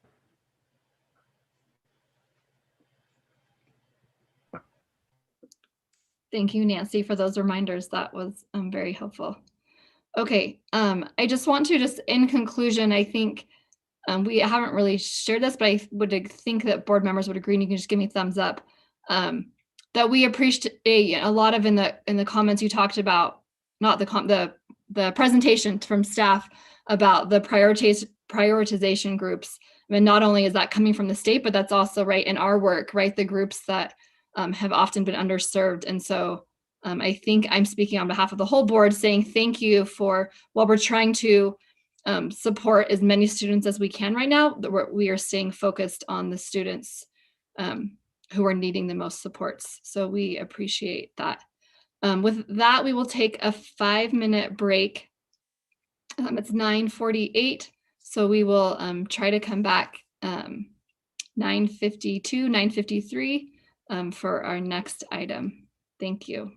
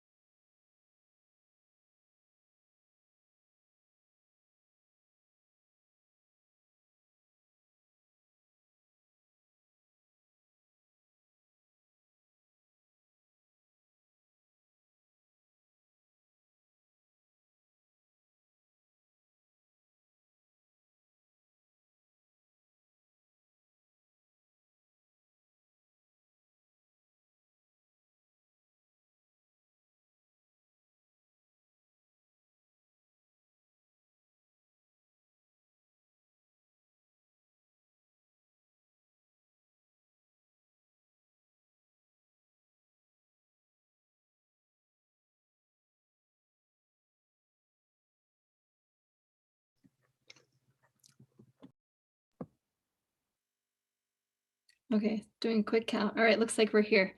All right, we are now on to item 7B. It's the discussion on the Sunnyvale Middle School schedule for next school year. And I believe that will be Miss Edwards.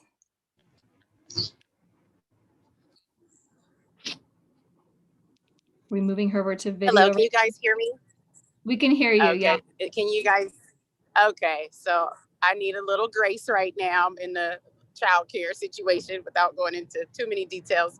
My timing didn't work out as I thought. So I'm gonna ask if Jeremy can project the presentation, and then I will walk you all through it if you don't mind.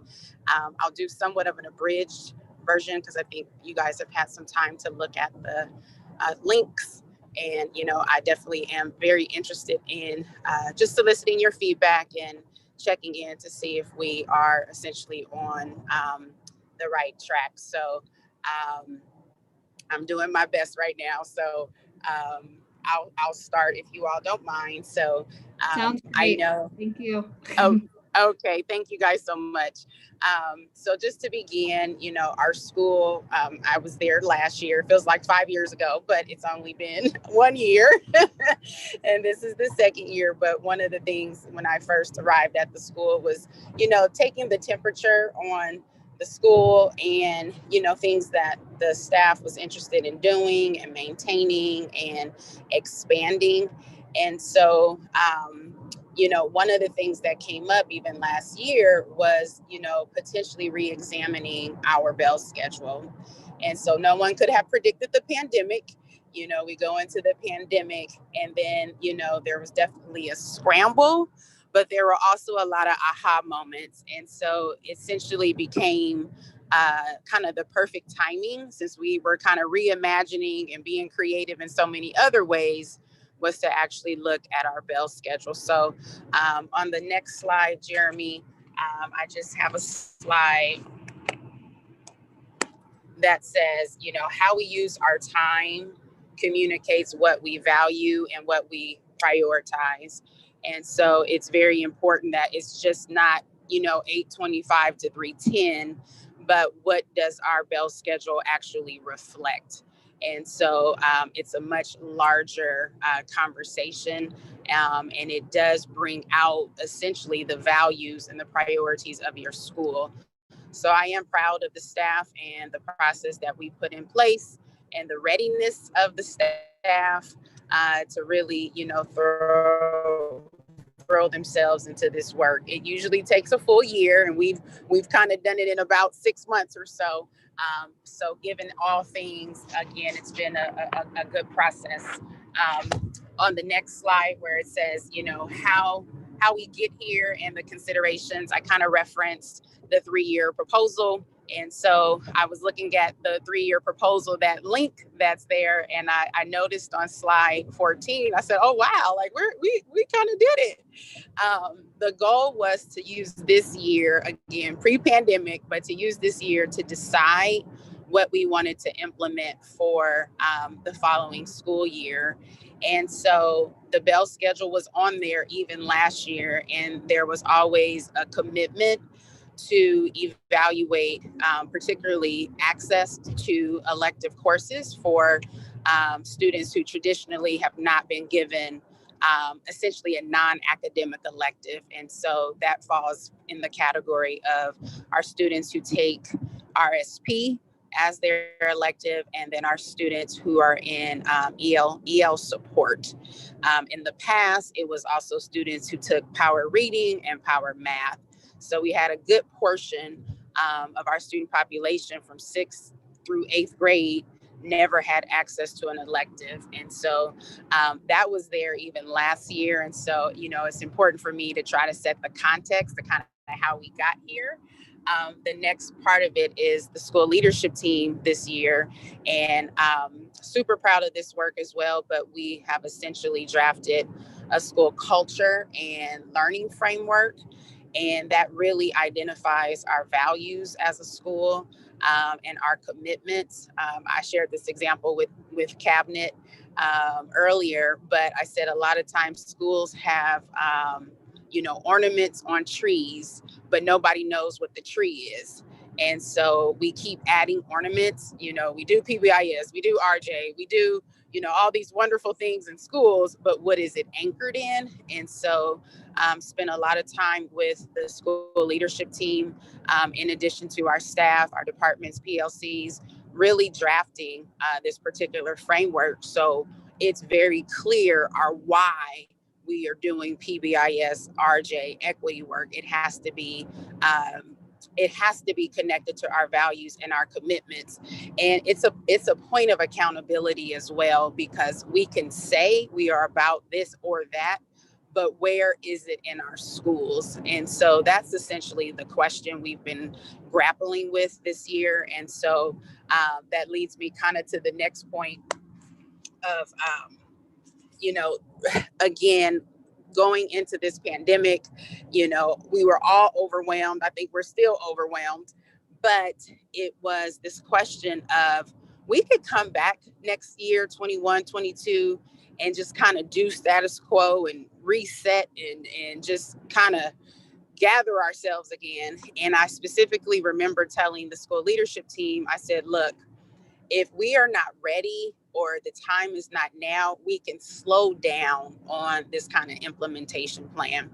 And with consensus, vast majority of the leaders said, no, the time is now. We have, essentially pushed ourselves already outside of our comfort zone. Let's seize this opportunity to do something different. And so therein lies, how the Bell schedules, started to come to fruition. I already mentioned, access for our student population. So we've been working with the district office. We specifically have worked with Mala, again, my staff, my administration team, to come up with the process, identify what the parameters are for us to work in, and then obviously acknowledging, because we're dealing with so much, that we need to come to a conclusion probably by the end of March, early April, for programming purposes, so that we can move into next year with, if we're going to change this schedule, that it's already into practice and we understand how it's kind of going to impact our current model. So I just really wanted to emphasize how we got here. I really am a leader who is about process, not just product, but really what is the process. And so we have been thoughtful as to how we arrived to this point. The next slide says process for change. And I highlighted, the different groups that have been involved in this process. And so it's, an iteration. And we went from where it says in purple, sample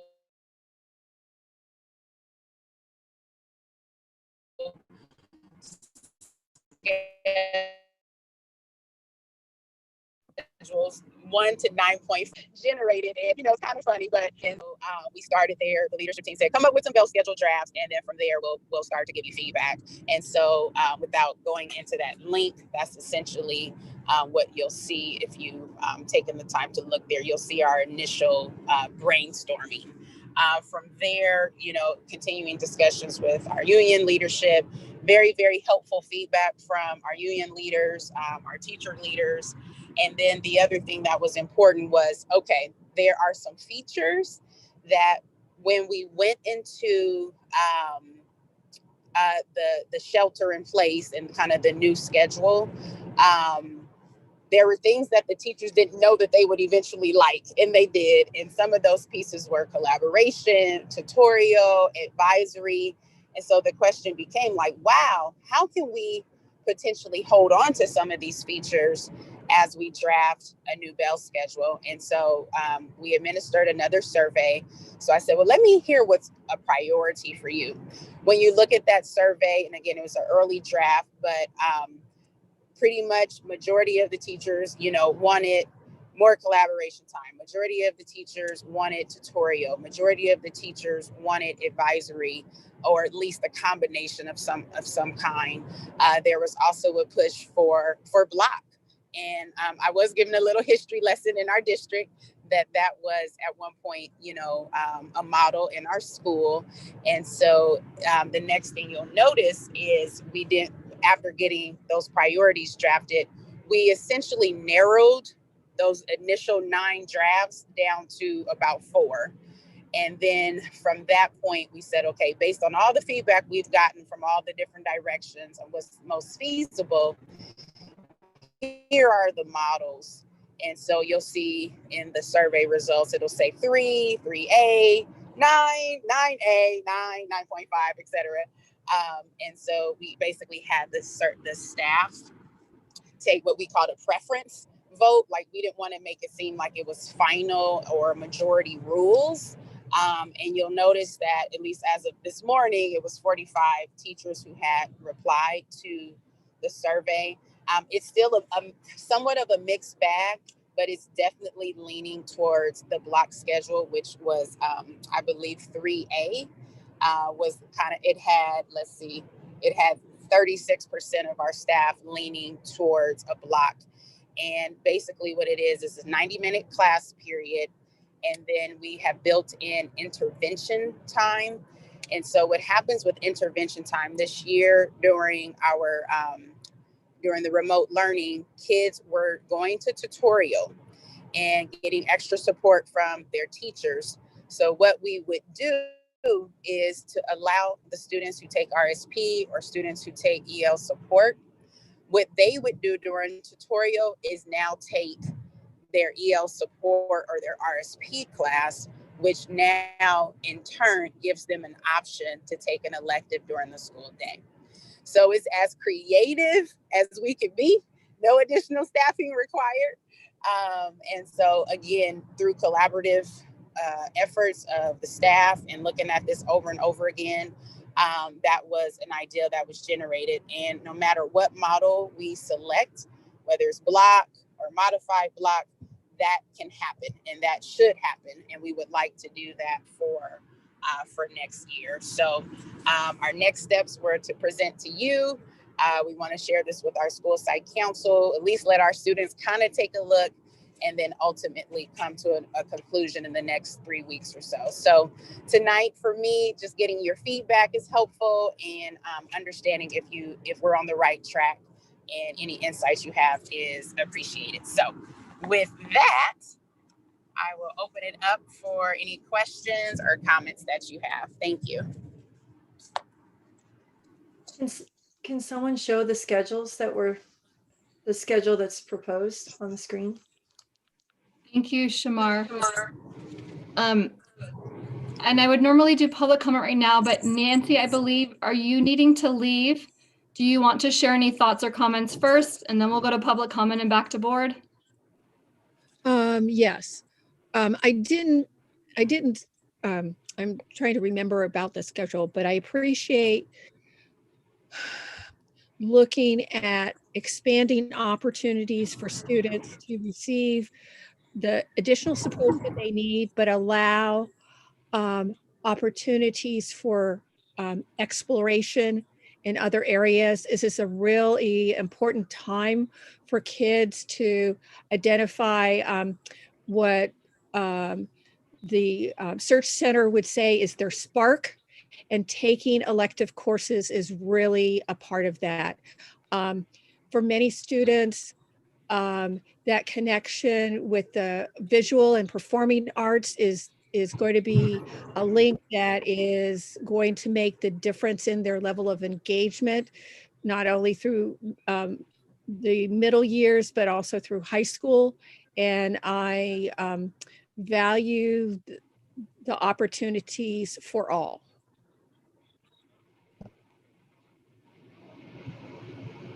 And I thank the staff for the work in reimagining where they can go and how they can support students more. I think that being in a pandemic actually had that opportunity for freeing what the paradigm is, and seeing how much more creative you can be in the future. So thank you. Thank you. Thanks, Nancy.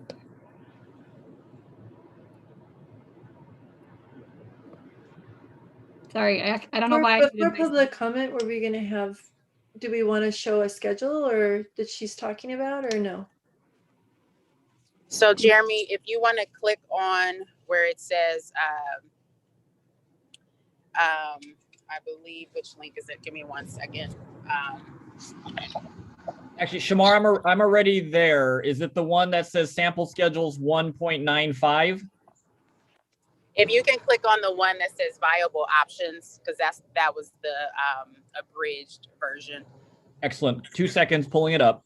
Okay, thank you so much. Good teamwork. Thank you, guys. Okay, and I'm showing you want sample 3 Shreve block schedule all on Wednesday? Correct. Projecting now.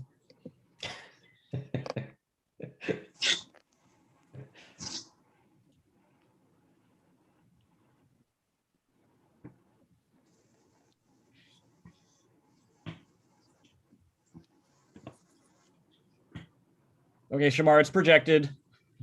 Okay, so this is sample 3. If you scroll down, you'll see sample 3A, which is where, at least right now, the majority of the staff, as far as the preference vote, was leaning towards. So it's basically a 1-3-5, 90-minute classes, then 2-4-6 on the opposite days, similar to what we have now. What you'll notice is at the end of the day, it says AST/intervention. So AST is just a fancy way of saying academic support time. And that's basically when students can go get support from their teachers, similar to the tutorial model that we had this year. It doubles as intervention because the students who normally take EL support or RSP would also take that class during that particular time frame.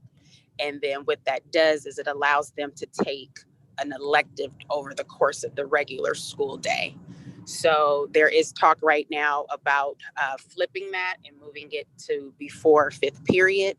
I won't go into the ins and outs of that, but that's also a possibility.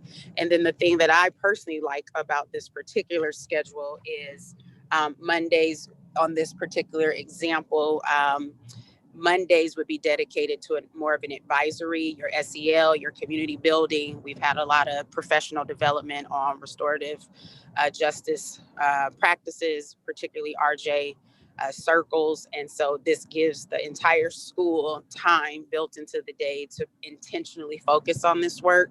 And then the Tuesday, Thursday, Friday, students would have academic support time, which allows them to go get help from a teacher where they need support. So it reaches those priorities that the staff identified. Next, after the sample 3A, if you want to scroll down to sample 9, yeah, that's perfect. So this what this is a modified block. And a modified block is basically students go take essentially 50-minute classes 3 days a week. And then 2 days a week, they do the 90-minute flip-flop. So on one day is 1-3-5. On the next day, they do 2-4-6. What I, again, like the most about this model is the additional collaboration time that's built into the schedule on Thursday. And what that allows for, Wednesday mornings are department meetings, staff meetings, district meetings. And so we have a big emphasis on professional learning communities.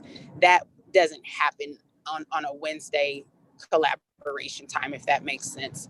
And so essentially, best practice is having built-in collaboration time into your bell schedule so that work continues without it being compromised by other activity, is why I definitely support the built-in collaboration time on Thursday. So what's different about 3A and sample 9 is 3A is 90 minutes every day, except for Wednesdays. And sample 9 is shorter classes 3 days a week with the 2 longer classes on Wednesday and Thursday. So there are other variations of both 3A and sample 9, but that is kind of the gist of both schedules.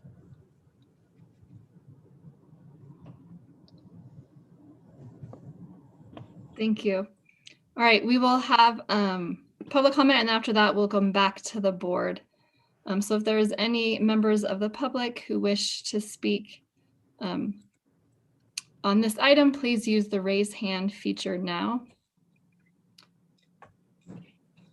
We'll give just a few moments for that.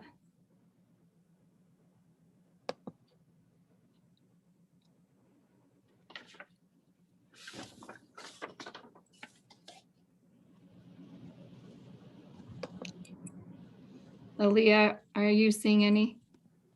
Not seeing any. Okay, thank you. All right, board, questions or comments? Yeah, Bridget? Yeah, so I would just say for the one schedule where they, you said that the advisory and the tutorial kind of class, the support class was at the end of the day. I do really appreciate that you're talking about moving it up in the day, because I just worry that those kids who are in that class would feel like everyone else was done before them, maybe. I mean, unless, I'm not sure like that they had to go somewhere. So just, maybe that wouldn't be the case because everybody would be advisory, but I don't know. But I like the idea that everyone gets an elective. My oldest son has special needs, and the elective was, we talk a lot as teachers and educators and parents, who read all the books. Like, we talk a lot about multiple intelligences, and I feel like electives are really a place where every kid can, anybody, art is about process, not product. Thank goodness, because I really enjoy art, so, but you just kids can express themselves, and kids can do music, and Miss Lynn shared her students' perspectives on the importance of an elective. It was really great to hear from the kids. So, and then one other thing, just, I love it that the kids, and just to be clear, it sounds like the kids who formerly were in the support groups or whatever, that they would have the opportunity to mix with other kids, right? It wouldn't just be set aside for them. Because that's the other thing, like, I know my younger son, when he was in a class, he met lots of kids who were newcomers, right? Because they could have an elective the way their schedule was set up. But a lot of the kids that were maybe in EL support or in other classes that he never got to mix with them. They never got to, take art class together or take a computer class together. He just never, and those are the classes that, like, my kids remember about middle school, like, for a few, like, of their teachers that they're like, that was the best class ever, or like the one experiment that they had that they will always remember forever. But like the classes that they really remember are their electives, because they got to choose them, and so I'm just, is that the intention, that the kids would be mixed in? It wouldn't be like a separate class for like those kids? Yes, that's correct. Awesome. Okay. Board, other questions or comments? Yeah, my question was, well, very similar, if not almost the same.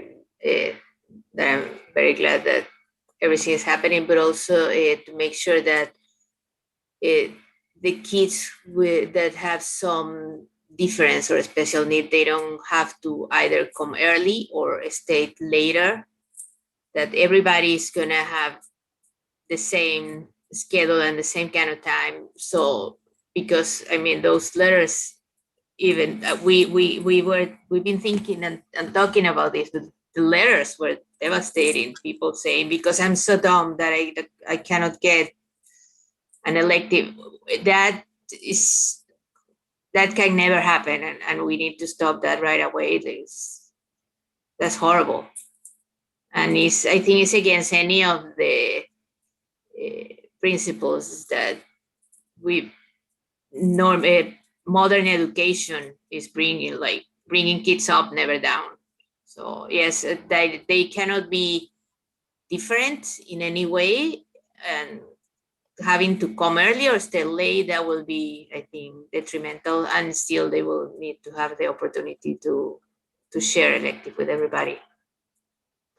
Yes, So thank you. Also, I just want to say that the classes where the kids are maybe chatting with people that they wouldn't normally talk because they're excited about wood shop, or they're excited about, you know, learning music, or, you know, they find out kids have similar interests than them that they didn't know before, that pushes them in language, you know, and, you know, we know how great music is for the brain and what connected it is to mathematics. And, you know, I really want kids to be excited when they come to school and not feel like they're dumb. Like, that's just the worst. So I'm thrilled that you're working on it, and I'm sure I'm going to let other people talk. Sorry.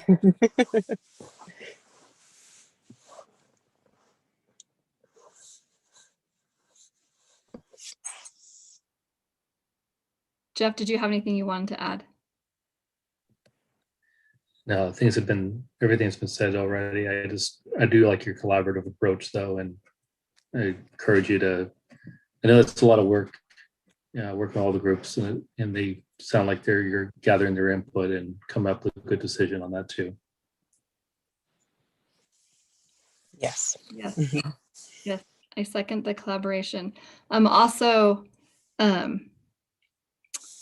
oh shoot, this is what I get. I made a note on one of the things I wanted to say, and I didn't make a note on the other one. And dang it. It was something that I really liked, and I don't remember now. Hopefully it'll come back to me. But I do agree with the collaboration piece of really bringing everyone together. Oh, this is what I was going to say. Now it came back to me.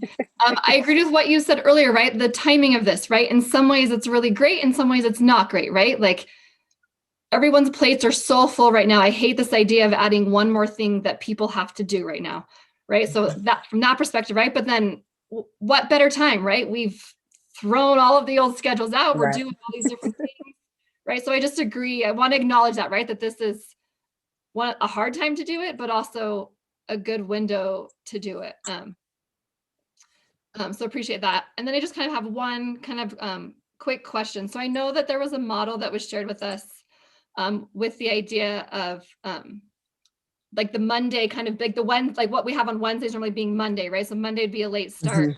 And from my understanding, the main hindrance to that is that we want to be able to have collaboration between the two middle schools. So not that the schedules have to be exactly the same, but we do need to have that collaboration time lined up. Is that kind of the main reason for that hindrance of the Monday? Right. Yeah, that was a parameter we were given because it's standard practice on Wednesdays to have built-in collaboration time, whether it's across the sites or internally. So that was why that Wednesday was going to maintain its normal time frame. All right, thank you. Can I add on to that? So did you talk to CMS? Did they have a feeling? Are they super attached to Wednesday? I mean, like, I did not personally ask CMS if they were attached to Wednesdays, but I just know throughout the district, I believe elementary, I think everybody is on Wednesday. I maybe Mala knows best, but I think kind of throughout the district, Wednesday is just kind of understood to be the late start date. Oh, no, because for elementary school, Friday is the early release day, and then it's just middle school is Wednesdays. But I don't know how we got there. But I mean, I'm not attached to a Wednesday, but maybe there's a number or hours or something. Mala, were you going to add something? I was just going to clarify that, yes, Wednesday afternoons after school is when elementaries have their staff meetings and their PLC grade level collaboration time. And I'm sure, Bridget, you were involved in that as a teacher. So that's Wednesday afternoon, and that's after school. Fridays, and there was a time, and I know Mike can attest to that as well, because he was here through the process, when both middle schools had different late start days. One was on a Wednesday, one was on a Friday, and we really worked hard to get them. I wasn't part of it, but my predecessor did. And Mike, they worked hard to get it to be aligned, because we find it so critical that teachers are allowed and able to collaborate and work together in a PLC. We only have 2 middle schools, and we don't want them, obviously we want them to have the opportunity to work together. So that was the one way to do it. That's not to say, look, after you do it, you know, like maybe you talk CMS into trying Monday, like, you know, maybe that could work too, right? Because I think we've talked about this as a process too. Whatever you come up with for next year, great, try it. You'll probably tinker with it for the following year. That's very, very true. Yeah, and at the same time, you know, balancing, not making too many changes, right? Because in the community, the teachers, the staff, everyone gets used to something. And then, you know, if it changes, that's hard too. So I think as much as we can be thoughtful about what the schedule is, that was, you know, Shamar's request to have this presentation, you know, today early, so we could have this conversation, go back to the drawing board, look at, you know, after hearing your feedback, look at the schedule, really calculate the minutes, the details, you know, deeply, and make sure this is, you know, a good model, and then move forward from there. Thank you. I think we're all excited about this work. So I know it's not just you, but you have a huge team of teachers and other staff working on this. So please pass along from a board. Thank you for all the hard work. Okay, I will. Thank you. Thank you, Shamar. Okay. All right, we are now on to, sorry, I need to pull up agenda. We are on to review and action. We have 8A, that's always a tricky one. 8A is the approval of discipline and expulsion plan. And I believe that is Tasha. Yes, it is. Good evening. How's everyone doing? So we are going to talk about my least favorite topic, but it is a requirement. So I am presenting this topic to you this evening. This is we have our approval every 3 years for our expulsion plan. And those who have engaged with me previously know that I don't like to talk about expulsion because I really don't like to have any. So, but as a requirement of the work that we are to do in accordance with the California Department of Education and statute 48926 section, and then also Assembly Bill 922 is kind of when this came into play. And so we're responsible every 3 years to get our plan approved by our board. And then this plan, if the board approves, goes on to the county, and then that is submitted to the state superintendent of public instruction to certify our plans for 3 years. And so the purpose of that is, one, to be sure that we're being preventive and aware that sometimes things may not work out, but being prepared to intervene and provide ongoing learning and supports for students who, for whatever reason, might have to come up and be expelled for a period of time according to their expulsion plan. So I'm presenting that plan to you. Some highlighted areas were included, and we are also a little bit cognizant that we have been in a pandemic, so students may be coming back with heavy hearts and other things. So we want to be prepared for that and understanding, and then have things in place so that we can support students if something does arise. So coming to you this evening to approve the recommendation for our expulsion plan for the next 3 years. Thank you, Tasha. If there's any public who wishes to speak on this item, please use the raise hand feature now.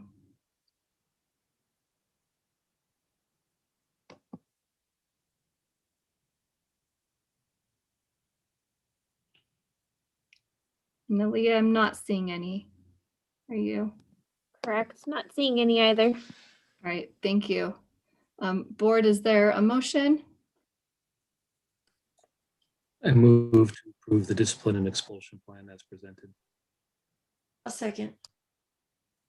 Board, is there any discussion, any questions or comments? You know, it wasn't my question, but there was the one about TK or preschool. Is that included in the plan? Is there anything about that, or? Pre-K, no. Kinder. can be included, but typically not because it's not compulsory. So students, typically not there. But so the emphasis is, really on the upper grades, because it really is the way that the discipline codes are written, they really are frowning on looking at children at young ages being expelled for any reason, really. Yeah, okay. Jeff, did you have a comment or question? I was just going to say, I agree that this isn't the best, topic, but it's necessary and like pretty straightforward. And I like the interventions and the fact that we have a relatively low number every year. So it'd be nice to get to that 0 mark at one point, but. Thank you. I agree with what Jeff said. All right, any other discussion? Thank you, Tasha, to you and your team for keeping us up to date on all of these requirements. All right, all those in favor, please say aye. Aye. Chair votes aye. Aye. And with that, the motion passes. All right, thank you, Tasha. Thank you. All right, we are now on to the consent agenda items. However, we'd like to pull item 9A from consent, the meeting minutes, for just a quick discussion about adding something in. So if someone could make a motion to pull 9A for review and action, and then approve the rest of the consent agenda as listed, that would be great. I move to approve the consent agenda minus item 9A. I'll second. Board, any discussion on that? Oh, and if any public wishes to speak on this item, please use the raise hand feature.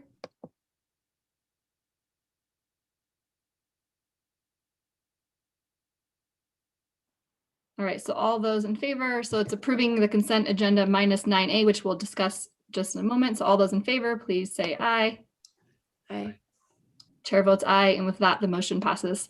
So we're now on to our the review and action item 9A, which is approval of the minutes. So I think, Isabel, you want to add those all of the your list, right? You just weren't able to get it in earlier. Yes, I had similar list like everybody, I didn't get them on time. Yeah. So I think so we just need to then have a motion. Someone correct me if I don't have it right on the wording. So the motion would be to approve the minutes, adding in Isabel's comment that she emailed in. That would be the motion, correct? Okay, I move To approve the amended minutes. Wait, say again, Jesus? To approve the amended minutes. Okay, I move to approve the amended minutes Okay. for March 4th, 2021. Does that work? Is there a second? Second. All right, if there's any member of the public who wishes to speak on this item, please use the raise hand feature now. Not seeing any board, any discussion. All right, all those in favor, please say aye. Aye. Chair votes aye, and with that, thanks, Jeff. And chair votes aye, and with that, the motion passes. We are now on to, sorry, I lost it for just a second. We are on to item 10, public comments on closed session items. So if there's anyone who wishes to speak to the closed session items, please use the raise hand feature now.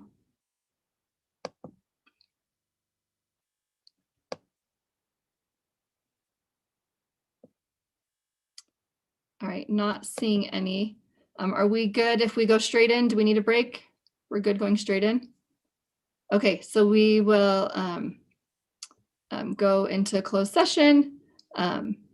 Thank you. For those who we won't see on the tail end of closed session, thank you for everything.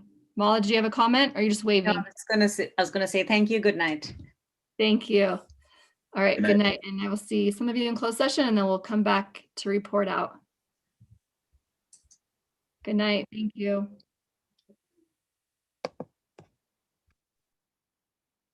Thank you, Monica and Desmond. Whew. Good job, guys.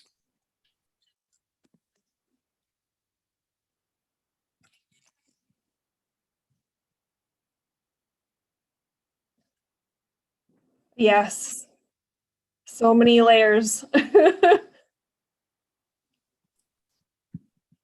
job. Oh yeah. I can end the translation so we're all on the same page. All right. Well, thank you guys. Of course, a pleasure. Until next time, whenever that is. Next time. I don't have it on top of my head. I'm too tired. I know. I mean, April Same. 1st. April 1st. Oh, April Yeah. 1st. Not an Okay. April Fool's joke. Yeah. We'll see There you then. go. That's right. You guys have a Okay. good night. Thank you very Yeah, much. you too. You Thank too. you. Bye. Bye-bye. Take care. Bye.